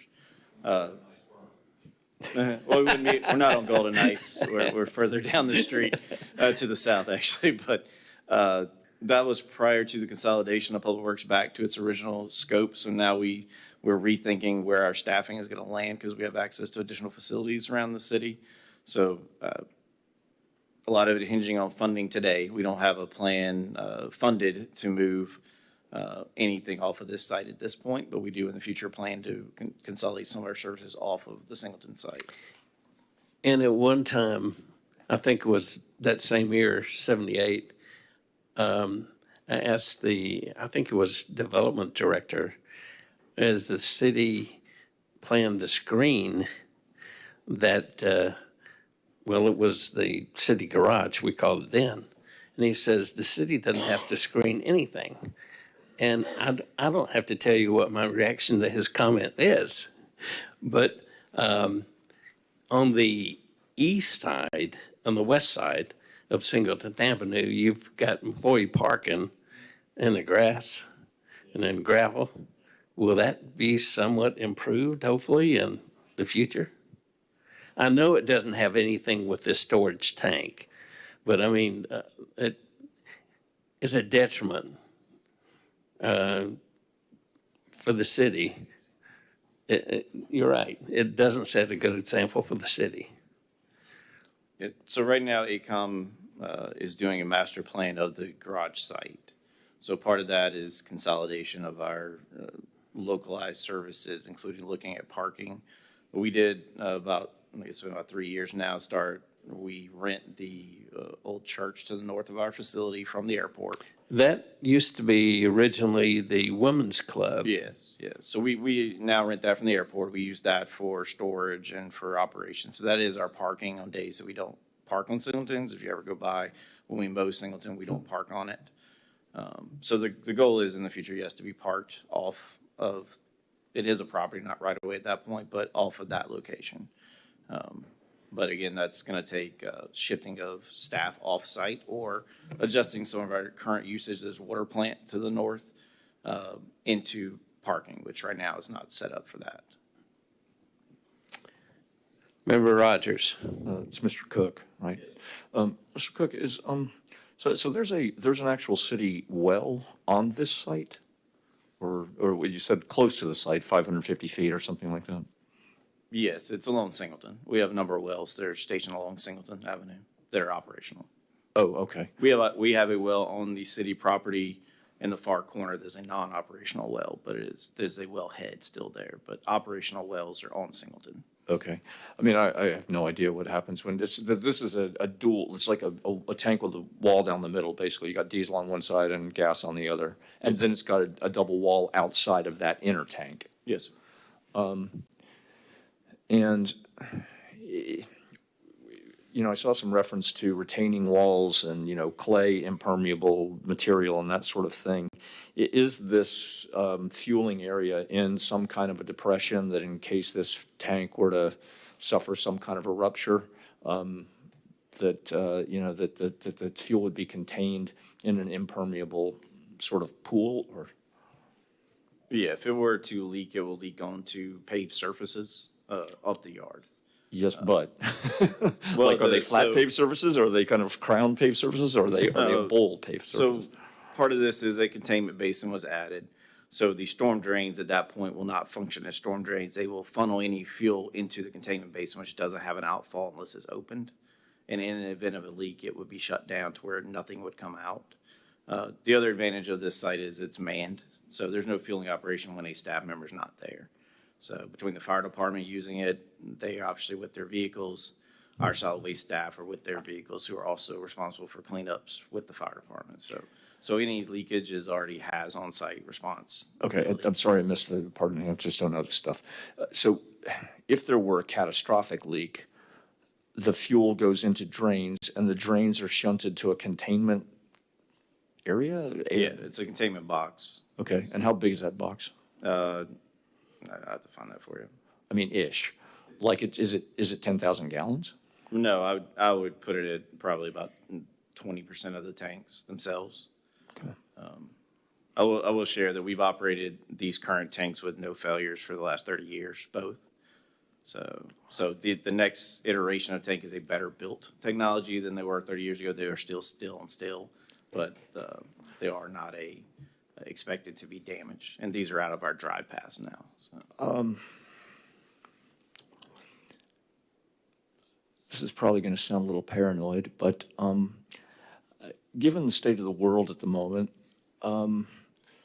how confident are you that your security is up to handling someone who really wanted to do some damage to a tank like that?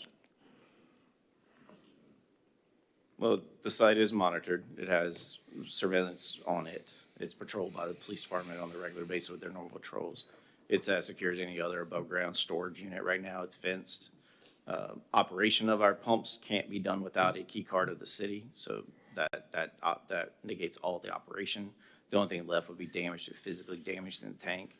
And in all honesty, at that site adjacent to the water plant, that's probably a lesser intrusion point than the water facility is. But I don't see it as a break-in point that we would see people purposely go in there to damage the fuel tanks.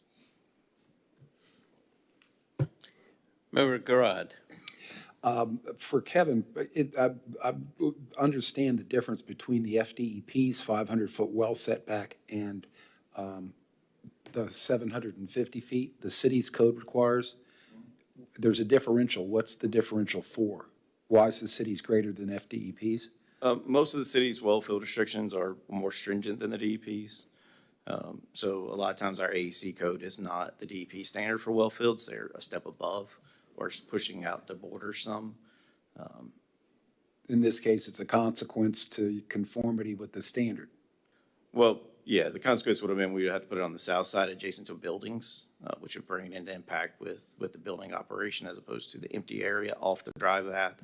So when the consultant looked at it and we saw to the planning department at the time, we asked not to have to comply with 750 and comply as best we could, which is going to just north of our current site, staying outside of the restriction on DEP. So the 750 established by the city's code was established for a protection zone greater than the state of Florida's DEP for good reason, I'm sure. But in this instance, the good reason's not necessarily applicable. You are deviating from the 750 feet. And so I'm trying to come to grips with why would you have a standard that you're not conforming with if it's a good standard? And if the alternative, which is a dilemma for me because I recognize the age of these tanks, it's like if you leave it, it's worse than if you improve it. I just want to feel more comfortable about why we have a standard of 750 that was arrived at for reasons the city decided on, and why deviating from that now is what's necessary. I'm just having a little bit of a juxtaposition in my own mind with that. Yeah, this was our best fit for the tanking system at this location. We understood that it was going to be inside the 750 slightly. For the most of the list of that Welfare Protection Act, the material is hazardous. Gasoline and diesel are illicit petroleum. They're not a hazardous material. I believe I read that. So that's that is a information. difference between most of the material listed is deemed to be hazardous by EPA, whereas petroleum is not. So while it is an impact, it is an environmental impact, it's not listed in that hazardous to just like wellhead. So the 750 feet is categorical, but more specifically in your proposal, your category is really not applicable to the concern. If you had a spill within the 500 feet or 550 feet or 600 feet, but not the 750, it's not considered a hazardous material for the well field. Yeah, in the event of a spill, we would also have to remove everything that was impacted. So as we've responded to diesel spills, the city has the soils removed. We have monitoring wells on site that are specific to this fuel system. So we would be in compliance with DEP on a cleanup effort if there is a spill. So the goal would be there would not be a fuel discharge that would seep into the ground that could end up in a well either way, regardless whether we're 1,000 feet away or 500 feet. So I think that's the primary goal there is to avoid any impact, period, by containment on site. And I'll have one more question. I think you touched on this in your presentation to respond that the city has plans, they're not funded, but a hope would be that someday that the facilities, inclusive of these fuel facilities, would be relocated and developed possibly without a conflicting comment with the well field protection zone. It would, one day this would all go away in a perfect world somewhere else away from the conflicting standard. Yes, that's true. Yeah. So Probably 30 100 years from now. Well, I was going to say 30 years, the old ones got old. So Not a standard somewhere- we control. Somewhere I become a senior citizen at 100, it'll be that time of year. Okay, thank you. Member Rogers.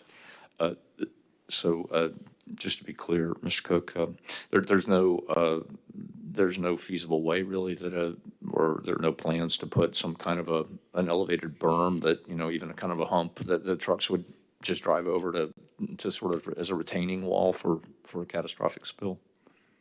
Not for 14,000 gallons at one time. Okay. No, keep in mind when a truck's there fueling, that's an employee who's not going to allow that spill. Just like a gas station where you have an emergency pump shut off, these will have that too. So that situation, or more likely is a fuel truck fueling a tank can have a spill that happens regularly at gas stations and such. Those are minor. But to do a full containment, that's what the second wall of the tanks are for. They're really there to contain the full volume of the tank, to keep it integrity. And then, like I said, we have monitoring on that alerts that there's a tank integrity issue at that point. Okay. Any other questions? I'll open the public hearing. Are there any cards, Lori? Yes, sir. James Troutman. Hi, my name's James Troutman. Just a couple questions about the above-ground storage tank. Is this a horizontal tank, a vertical tank? One? Horizontal. Horizontal, okay. Let's see, you said double-walled protection, correct? Yes, as required. Yep. Okay, as required. No cathodic protection or anything of that nature, as far as it being on I assume it's gonna be on a concrete height. Yeah, it has a concrete slab with bollard protection, causeway above it. Okay, one other question. The system that shuts off the drainage valves that are used for water mitigation, right? Until a spill happens, is that? Yeah, the containment automatically seals whenever there's pumping at the site, so that the storm drains aren't discharging at that point. So even a rain event, the storm system will not be functional. It will be held on site until the fueling operation is completed. Okay, so there's some kind of electronic system that There's a valve in it, turns yes. that? Yep. A manual valve or electronic? No, electronic. Okay, just want to make sure. Previous API 650 inspector, I was just wanting to clear up some of that. So double wall protection, you have so many years built into that when they do these protections. Cathodic protection, things of that nature help with degradation. I worked in the oil field industry for quite some time, 10 years. I've done a lot of above-ground storage tank inspections in refineries.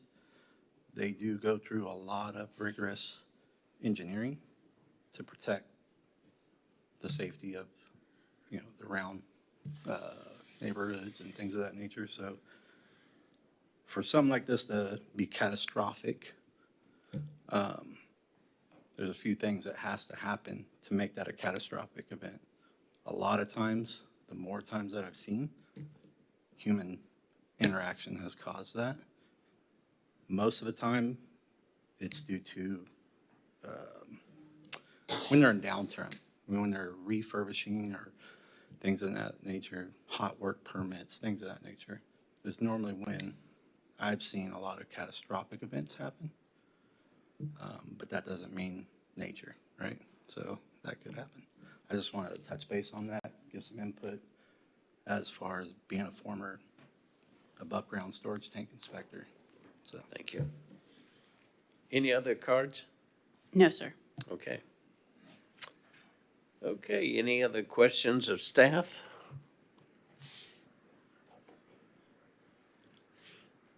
Anyone care to make a motion?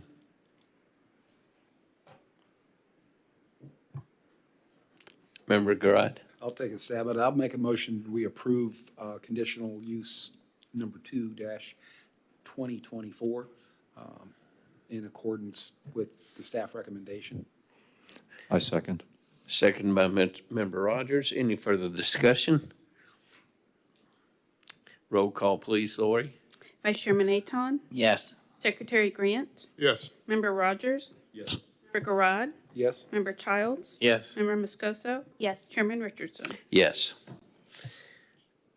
Well, you know when it's going to be heard before council. Next Tuesday. Next item is petitions and requests from the public. Anyone want to say anything? James Troutman again. My address is 1705 Barnett Avenue. I was here at the last meeting getting some information. Going back from that conversation, I did go to a community meeting. There is a proposal, or there will be in the future, to rezone the address at 1717 Barnett Avenue to a high-density population, or, right, thank you, residential. Currently, it's slated, I believe, at 16, a lower grade of residential right now, 17 or 16 single-family homes, I believe. They will be proposing for a 48-unit community, townhouse community. My concerns and the neighbors of around us concerns are they are looking for a 2-story townhouse community. Our biggest concerns are of the height and how close adjacent our properties are to this property. My personal concerns is I probably have the majority of the land that touches this property, close to 2 acres. So my concern is of the height, and that when this comes available or comes up for proposal, that I would like to see some consideration into, of course, the neighborhood and everything, but the main factor really is of our adjacent neighbors, of our privacy. There's probably other things I can think of, I just can't think of right now, but mainly I just want to at least bring this up and that it will be coming down the pipeline. Approximately where is this along Barna? Majestic Court is the name of the street that they had developed, I guess, a while back. So that's King Street is the next one up. Oh, okay. South of King. So there's a cul-de-sac there currently right now that people dump. And I end up going around helping keep the grass cut. They finally put up a chain across the road, which I asked them, is this public road or is this private road? Yeah, I know where you're talking about now. Yeah. I know exactly where it is. If it was public road or private road, I asked if they could put that chain up because of the dumping and the people that do go back there. So they did do that. But mainly, yeah, I just wanted to bring this up, that this is coming down the pipeline. Thank you. We are concerned. Thank you. Anyone else wish to speak? Okay. Next item is presentation from Public Works Utility Capacity. Thank you for coming. Thank you. All right. So we got asked to do a presentation on the current capacity and impacted development on the capacity of the utility systems. So just gonna run through a few brief things, give you a system overview, discuss the well fields, current capacities, and a little bit of history, the water plant, the reclamation plan, some key indicators we use, and then what we do for concurrency and DEP permitting. So just giving you a little overview of the system as a whole. We operate 2 city-owned well fields and 1 public-private partnership with Tifa on our Air 4-wheel field to provide raw water through our CUP, consumptive use permit with St. John's at 6.01 million gallons per day, max capacity. We also operate an interconnect with the city of Cocoa that supplies finished water to the city on a daily basis as needed, although we've reduced that heavily the recent years.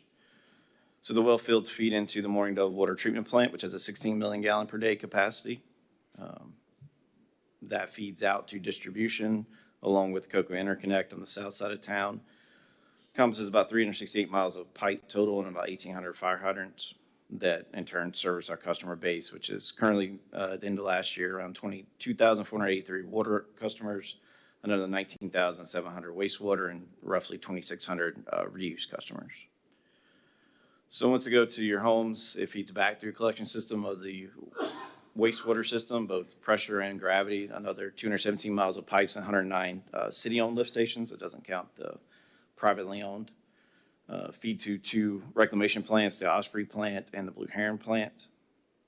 They both create reclaimed water. From the little graphic, the Osprey is interconnected to the Blue Heron on the reclaim side because Osprey doesn't have an outfall. So it outfalls its treatment capacity effluent to the Blue Heron once it's treated. They combine and create the reclaim system, which is again distributed out to the customers. The reuse systems are permitted at 6.75 million gallons per day, which is the maximum capacity of the reclamation plants. We don't provide that full amount on a regular basis because the plants aren't running at full capacity. Anything that's not shipped out to reuse, the last source of waste of the reclaim system is to the Blue Heron wetlands. The constructed wetlands is part of Blue Heron treatment system. Reuse distribution is about 52 miles currently of pipe between the two plants and the customers that are served. So just taking a look at our well-filled cup, going back, I believe we took this one back to 2018, looking at the impact of the cup. We also ran it forward to 2031, which is the end of our cup. The red line on there is a 6.01 million gallons max, and the blue line is our traveling annual daily usage.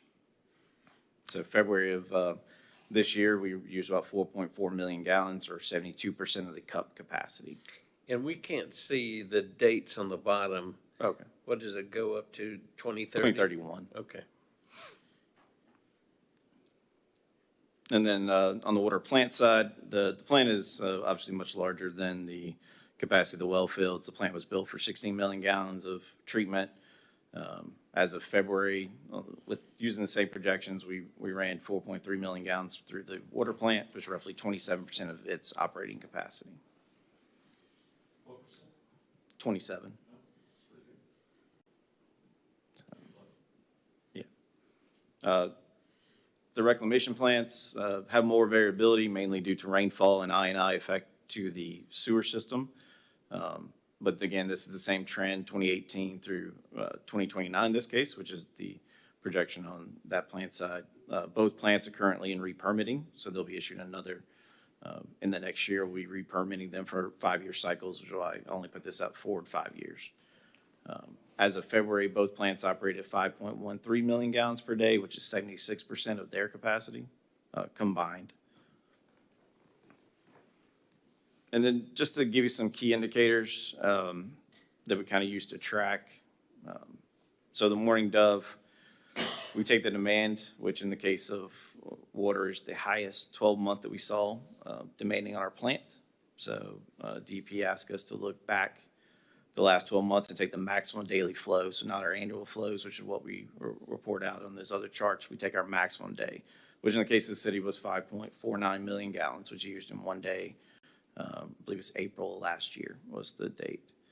The Morning Dove has no required reservations, but does have development commitment around 500,000 gallons a day, which drops its capacity between that demand and our commitments to a little less than 10 million gallons. So they have 62% of the Morning Dove is available for development in a concurrency review. Just did the math on that. That's roughly 40,000 homes. When we permit a water expansion, it's 250 gallons per day per equivalent house. So that's the permits that are issued and the commitments placed on the plant until that moves to usage. On the water supply side, in that case, we look at the previous average flows coming through versus our capacity. The water supply does have an imposed 10% reserve on it by City Council, which was put in place, I believe, in 2004, which predates the Area 4 expansion. So they asked that the well fields be capped 10% below their actual permitted capacity. So that capacity drops 0.6 off of our well fields. Again, we have commitments about 500,000. That leaves an excess of 0.34 million gallons per day on the wells, roughly 6% of the unreserved capacity, 16% of the total capacity. So that equates to around 1,400 homes using the same 250 gallons. The sewer plants, in this case, we have to take the worst of the max month or the max 3 month for the last year. In that case, for our sewer plants, it was around 5.13 million gallons. Their commitment is a little lower because we do have commitments that are not using sewer, either in the county or they just have a differential, they're not using sewer. So their commitment's around 0.3. That leaves an excess of 1.3 million gallons per day on both plants. Sewer capacity is built at 225 gallons per house. So that equates to roughly 5,700 homes left in the sewer, both sewer plants. So I know it's probably a little hard to see, but each time there's a development. Yeah. Well, I thought you guys would have these, but, so I apologize. So each time there's a development, we do a concurrency review where we check the current water capacity and sewer capacity versus what they're proposing. So in this example, we used a development that had 67 homes coming in. So we again take up the 250 on the water side and 225 on the wastewater, and we generate whether or not there's capacity to serve. In this case, at that level, there is capacity to serve. But this happens with each development that comes through a site plan, through the planning department. We do a concurrency review preliminarily to see that they can be served. The other parts of this form involve the other areas like parks, transportation. Eddie routes them and takes care of all of these for us. So that's what we do with concurrency. And then the last step is every development of large scale goes through FDEP permitting. So this is where we sign off a statement to the state that we check our flows. We provide them reporting on our max months, our max 3 months in the case of sewer. We tell them what month it was so they can verify it through our reporting. And then we put the load of this new development on it to show and demonstrate that there is capacity to serve. So that's kind of a back check beyond the concurrency the DEP looks at before they issue a permit to expand the utility system. On the water side, that takes the look at the Morning Dove treatment facility, which is, and we again take that max day, which was April last year, at 5.49 million gallons were used at the water plant. So be happy to answer any questions. This is the process we go through, both in city and out of city, checking for capacity. Look at the lights go off here. I'll save my questions, and I have a lot of questions. Member Moscoso. Yeah, could we get a copy of this? Could you email it out to us? Okay. And then this is kind of related, kind of not, but I was just curious about this. I saw that there was a notice about the Blue Heron water facility, that there was a valve issue. And I was just curious, how many customers is that affecting currently? Usually none. The reuse system combines with both plants. Okay. So what happens is Osprey is feeding the entire city at this point. But for the last few months, Osprey has been doing that anyway. 84% of the reuse flow is Osprey generated. So there hasn't been a lot of impact. It would impact mainly the south customers because they're missing the pumps that clip in at Blue Heron. Okay. But I live in the south end of town, and it has been irrigating normally. But yeah, having the whole system function with one plant down is doable. Having both plants out of operation the reuse would not operate. Yeah, I saw the notice, but I hadn't heard any complaints, so I was just curious about that. I think we did initially because we were in an effort to make sure the system was fully on Osprey's water. We had the system open at one of our plants, allowing the reuse to depressurize. So there was going to be a pressure hit for a few days, but as of Friday, we had closed that up, and I know that most of the irrigation came back. We'll let you know that the irrigation customers will use up the irrigation storage in a normal day during the summer. It will go to zero, regardless how many plants are operating. Member Rogers. I heard a number 40,000 and I heard a number 1,400. Can you remind me what those were? Yeah, so 40,000 is the math on the Morning Dove facility, what it has available. Okay. And then 1,400 is with the current 10% reserve on the well fields, that's what's remaining. There's a 6% left on the well field capacity. So 1,400 new homes, is that? Yes, beyond what's already committed, and we have a number, about 500,000 gallons a day already committed in permits. Okay. Oh, so that's what you meant when you said committed. Yeah. You mean like it? They have DEP permits. We commit them once their DEP permits are approved. And how are we doing on the forever chemicals that everybody talks about? We've done 3 quarters now of reviews on the Morning Dove finished water. And through those, we fall below the EPA standard for health hazard currently. So there is an existence of, but below what the EPA has set for the health hazard. That standard is still not formalized, so we're using it as what they've advertised the number to be. Right. It has not passed all approvals to be set in stone. What we do is UCMR 5 this year, which was testing for a number of chemicals in water, PFAS being one of which, and we do fall below the PFAS health limit that has been established. Okay. Do you, in your industry, and then obviously right next to the ocean, do you foresee us going to is it desalination or desalinization? Well, it's desalinization. Okay. I don't see us going there for water supply. Brackish water is probably the next step. You may have seen the county is looking to go to brackish water supply, which will change your treatment process and gets a little more expensive. It goes to reverse osmosis from what we use as lime softening. Yeah. So the process cost goes up, Yeah. but there is more brackish water at the shallow level, which 2 of our well fields are shallow. Our Area 4 partnership is a very deep well system, so it's a little different water supply. But I don't foresee the city going to that. So brackish, it's still groundwater. Yeah. Okay, so you don't have a problem with the algae toxins or something like that? Yeah, we use all groundwater. The only potential surface water we would see is that Cocoa, the Cocoa does have a surface water supply. Yeah. And we don't check the source of what they supply to us, where it's coming from, because they have a well field and surface water.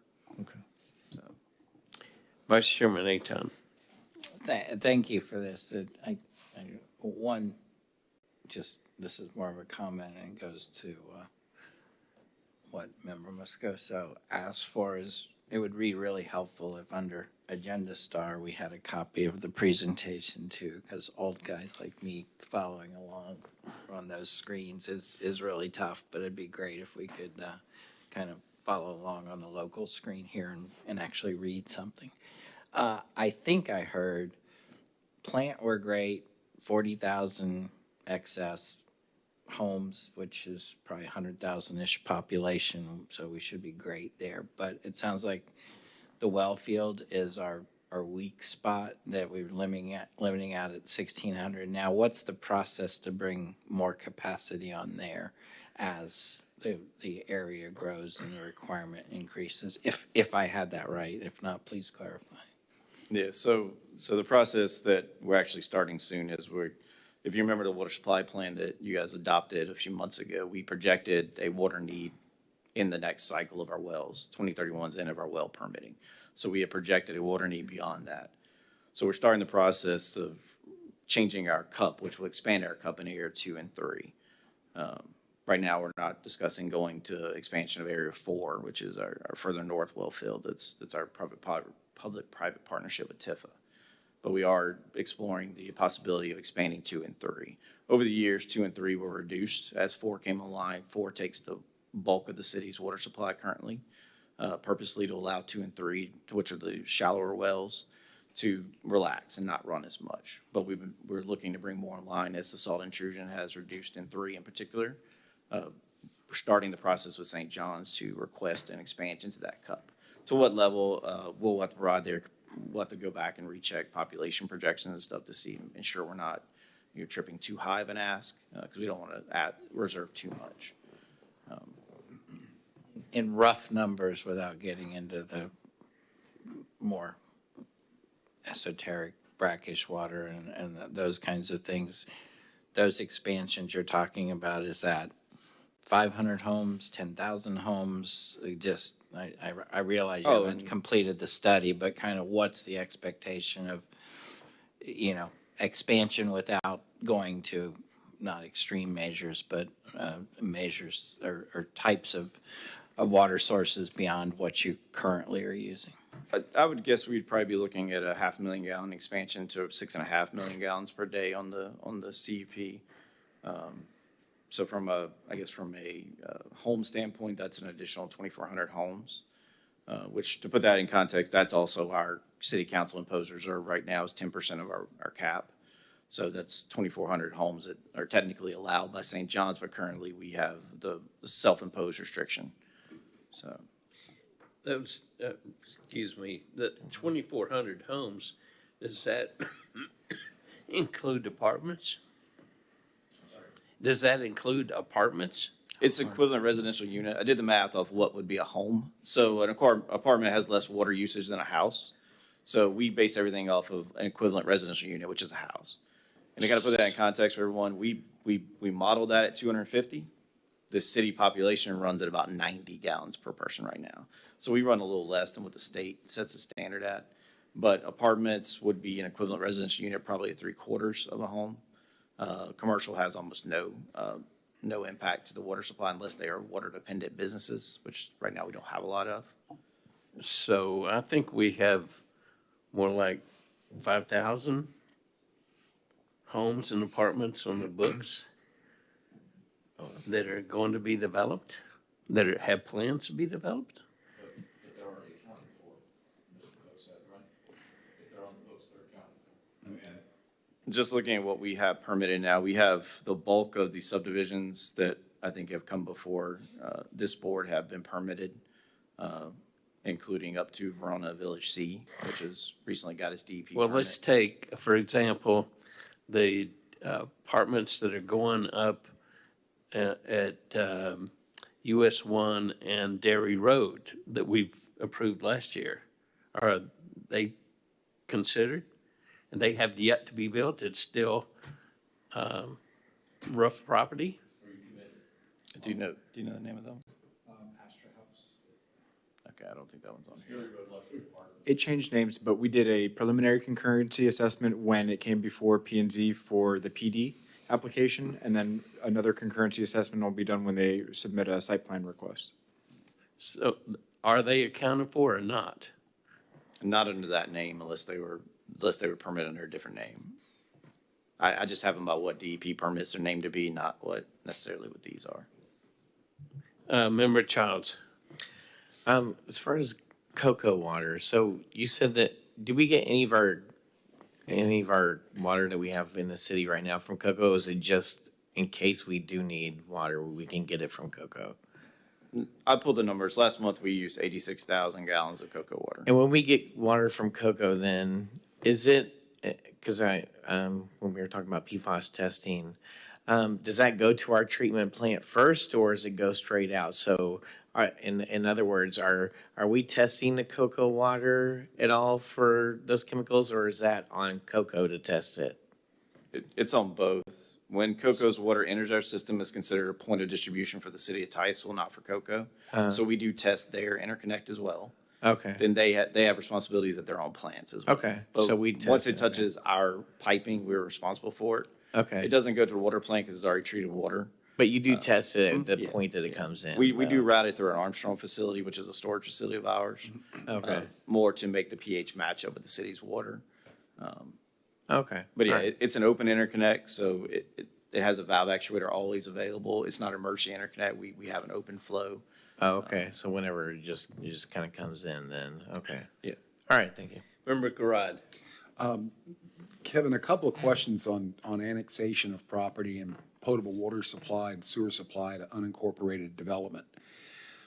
Tonight, for example, there was discussions where there's properties that are still within the county and not annexed, but being provided, I presume, city services in the case of water.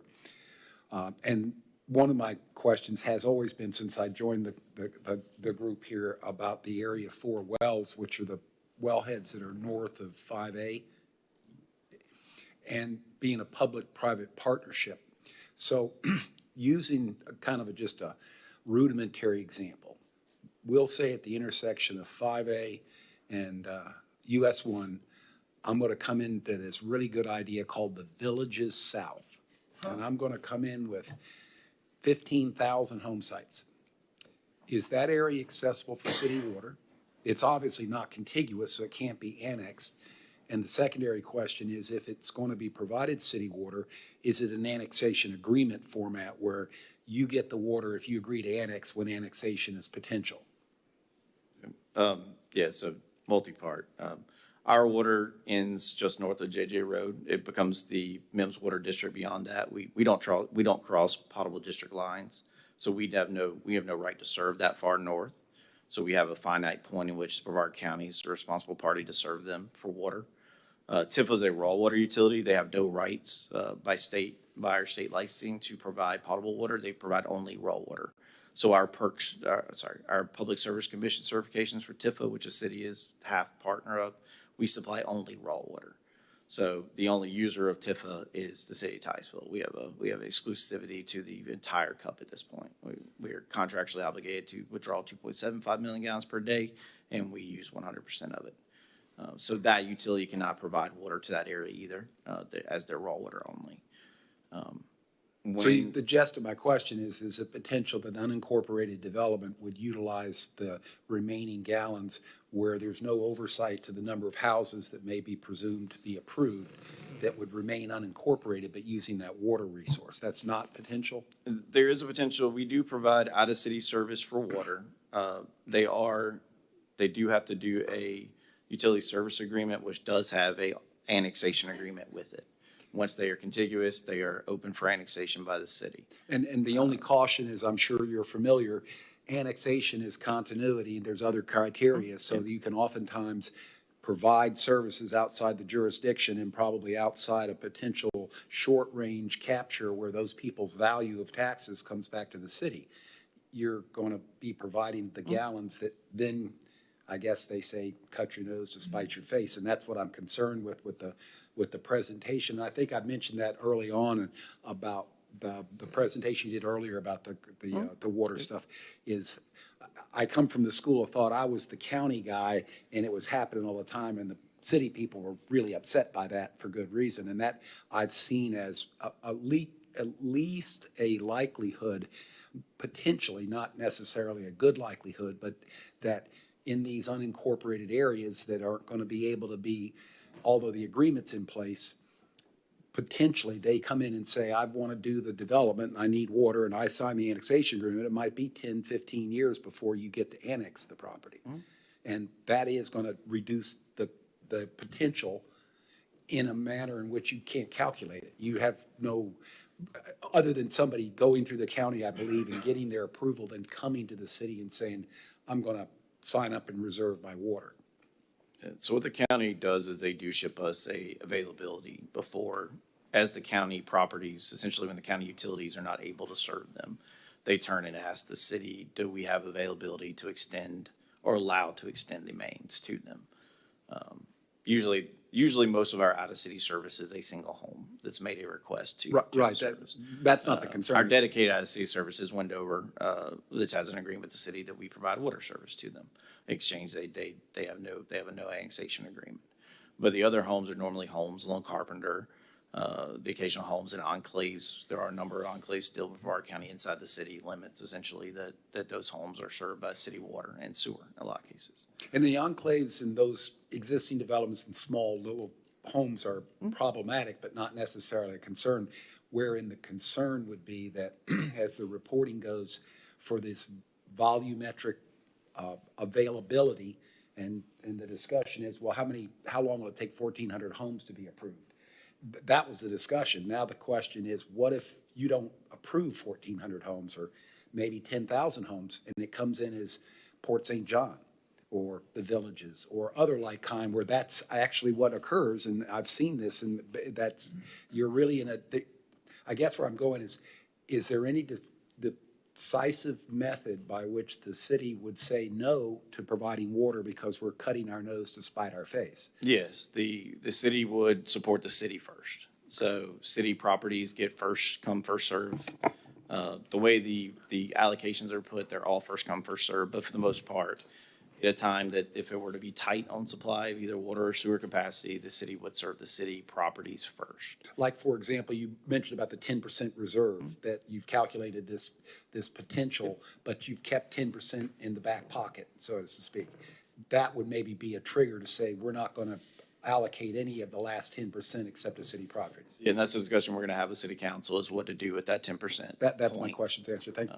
Member Moscoso. Yeah, so I was wondering what the criteria was to get on the list, because I'm still a bit confused if it's approved or if a site plan has been submitted, because I'm just looking at the GIS map, and we have so many developments. And so, for example, the Titusville Resort and Destination, like that might possibly have an assisted living facility. And there's just a lot of new developments, and so I was just curious, at what point do they get put on that list and calculated with the numbers you're sharing with us? Yeah, we commit them at their DEP permit. So in some cases, that predates a site plan approval. I think Verona sees an example. I don't think they got site plan approval, but they've already gotten their DEP approvals Okay. to connect and extend a utility. So where is that in the process? If you could just walk me through, like. No, when- usually I would imagine that when the engineer feel comfortable that they've got their utility system set, that they'll go and ask DEP for their permitting under a general permit. Okay, So it's usually gonna happen in the site plan process, but they're not gonna wait till after site plan approval, because that's their last step in the process. I would guess it's gonna happen a review or two before site plan is completed. okay. Usually the utility side is satisfied within that process on its own. So the water mains are set, the sewer infrastructure is set, and at that point, they feel comfortable to go to the DEP. So They don't want all- to do it too early because those have expiration Okay. dates. Yeah, I mean, I know that not everything that I see on the GIS will be built, but, so everything, we can assume everything that is on here is being calculated. No, I No? believe it should be. What we do at that stage is the preliminary concurrency assessment, looking at if this does get built, will we have capacity, but it's not reserved at that point. Oh, it's not reserved? Right. Okay, thank you. I think that answers my question. Yeah. And so the danger of that for development is because we are allocating first come, first serve, they may not get approval of a DEP permit. If we were to start to get to where it's tight and we don't have the ability to tell the state we have capacity, those others would be held without their permits at that point. Okay, that makes sense. Vice Chairman Aton. You're clearly an expert at this, and I believe in listening to the experts. So I'm going to ask just a general question, lets us sleep easier at night up here. Where do you start getting nervous? I mean, when you hear 4,000 new homes or households, or 6,000 or 10,000 or whatever, because I think our concern is that we get there before 2031. What's your gut? Well, I will tell you that what we see in real operation of the plants is the commitments are too high. So when they flip from commitment to actual people living in the homes, they don't operate at that level. So we usually get back, if we're reserving 500,000 gallons, we're gonna get a portion of that back in actual usage. We also offset in the areas where we have reuse. They don't irrigate with potable water at that point. That doesn't affect our plants. So I get nervous when the city engineer comes to me and goes, hey, we got a large development coming. Here's the number from the last month of our plant operation. Is it a concern? So I'm not nervous at this point of where our numbers are. We know they've gone up a lot because we have had a lot of development recently.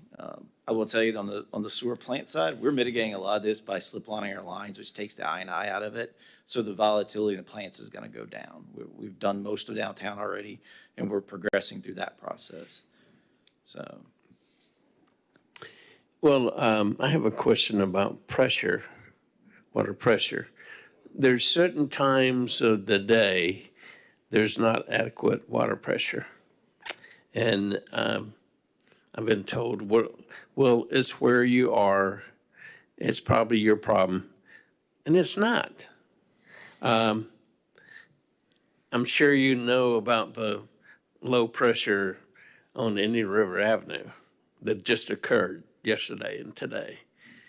That they thought it was the person complaining's problem.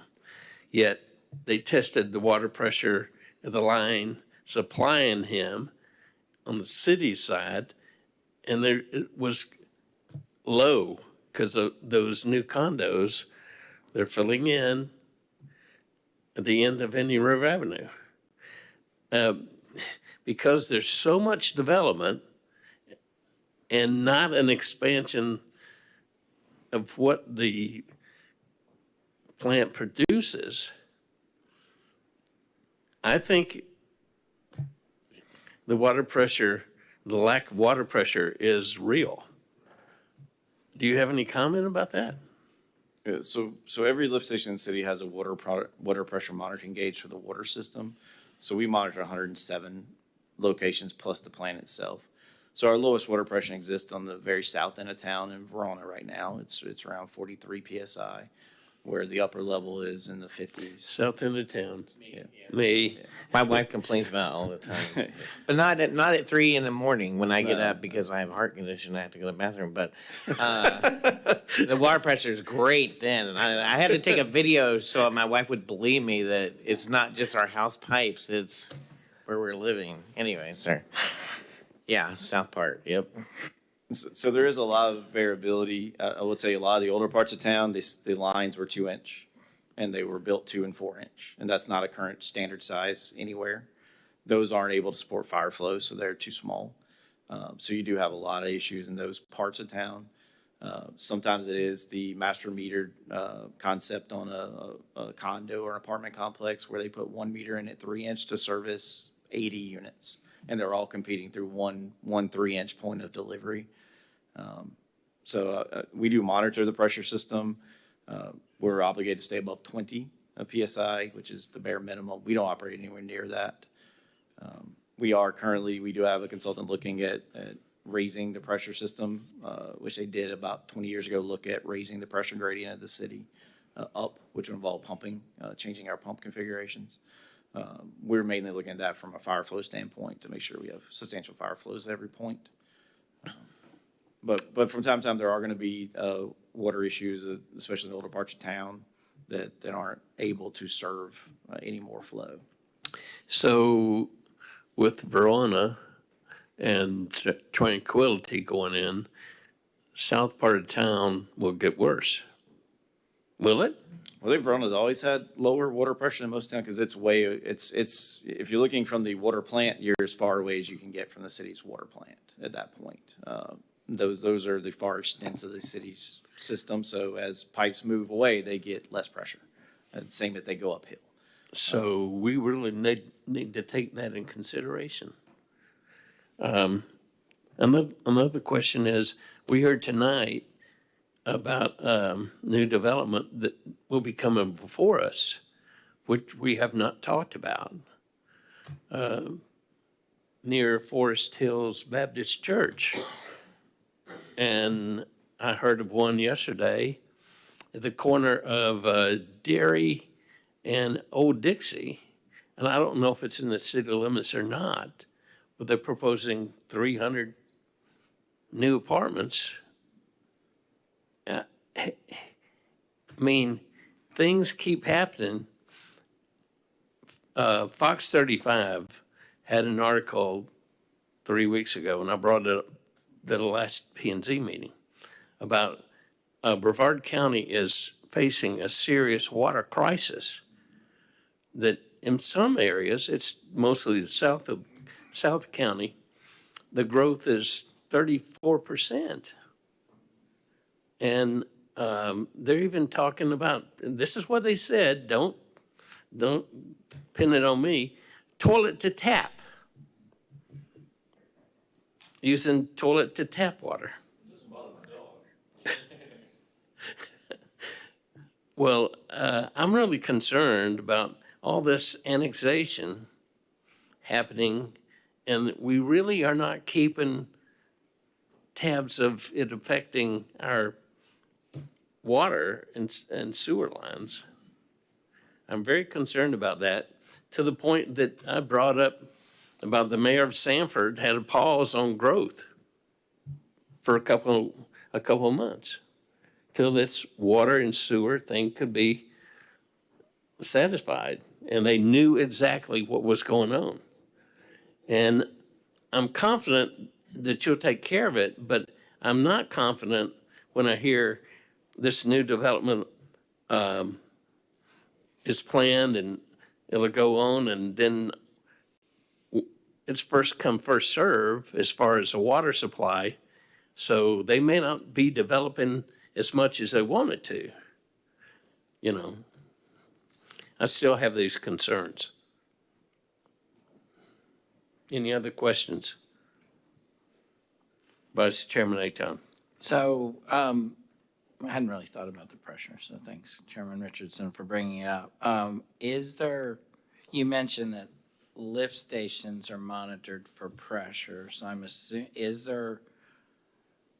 are there pumps associated with lift stations that increase pressure to down the line, basically. So should we be looking at, or maybe you already do, that if a big development, say, Tranquility or something comes in, that there's actually, that's taken into consideration, that as part of that PD, they need to put the necessary pumps in to repressurize or add pressure to the system? No, we use a water monitor at our lift station on the water system. So the lift stations don't operate the water system.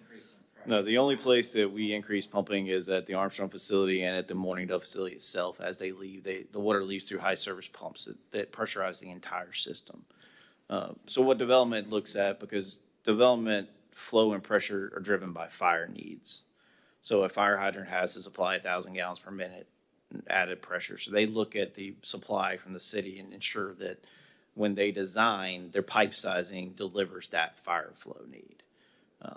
So they're mainly driven by fire flow needs. Very rarely would a development be looking to put fire pumps in a residential development. They do have some commercials that have to do fire systems to pump up the pressure internal to their buildings, mainly sprinkler systems, vertical.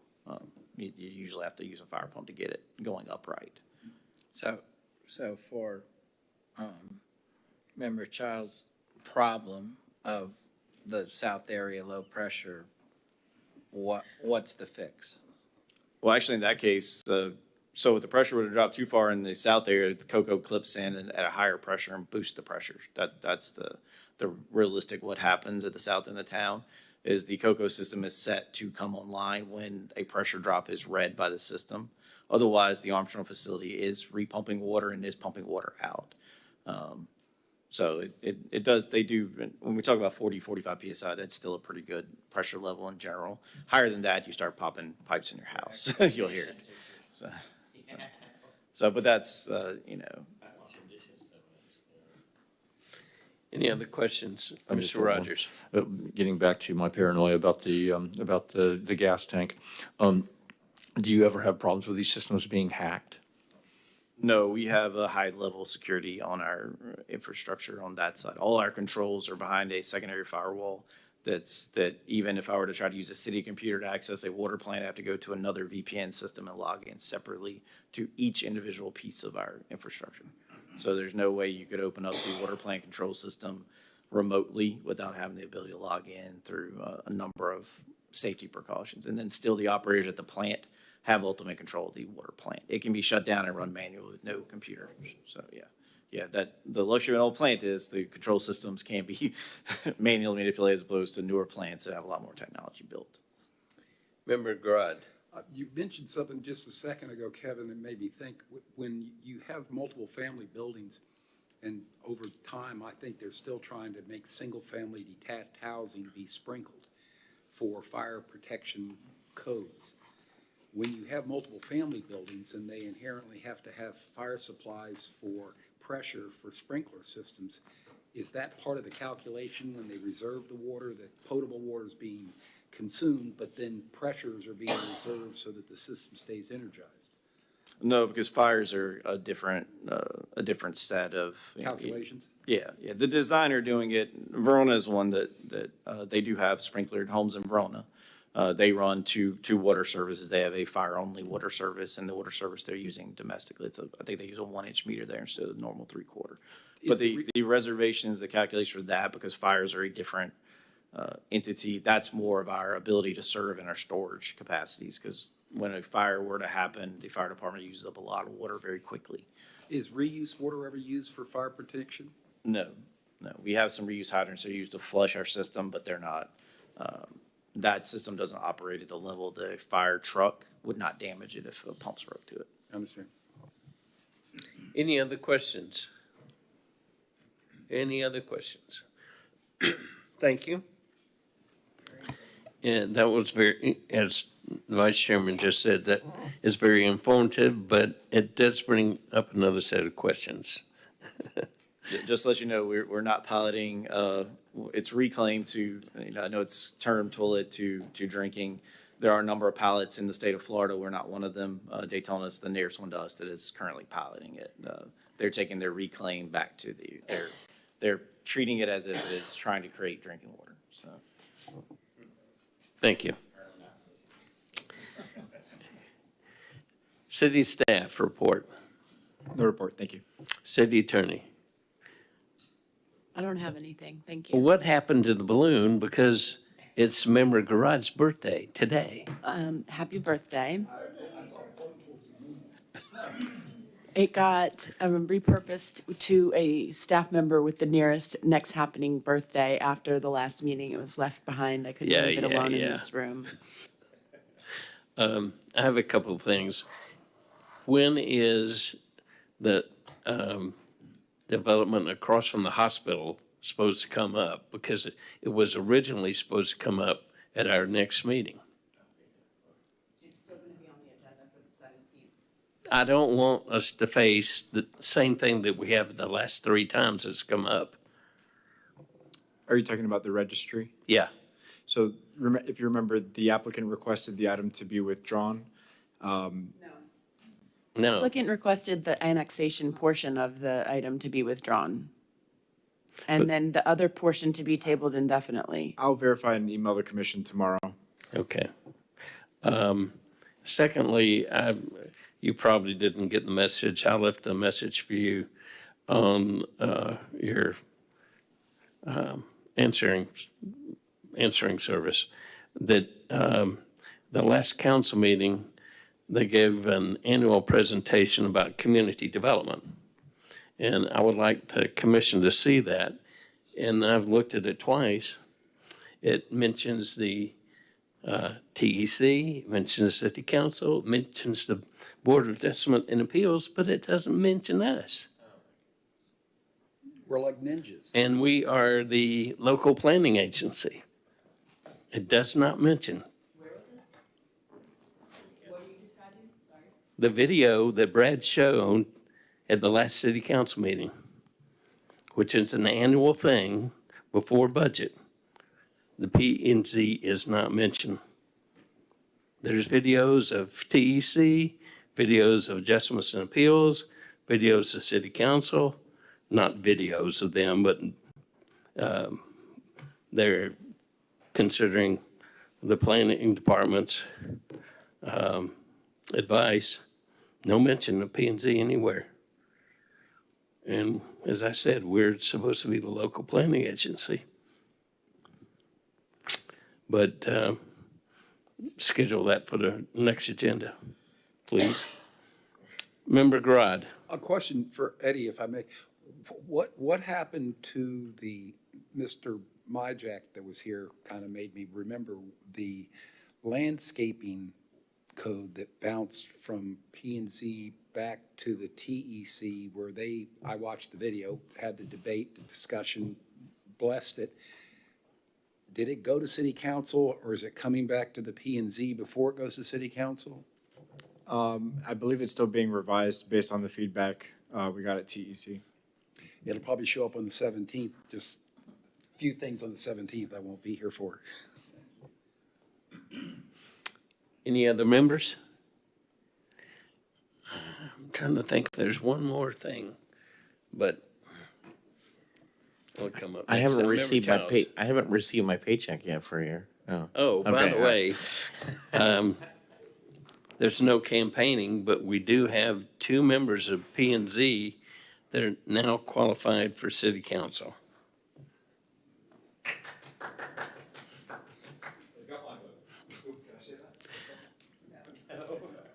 I don't think I've ever seen 2 people on P&Z. Well, if elected, I will not serve. Any other items? The meeting is therefore adjourned.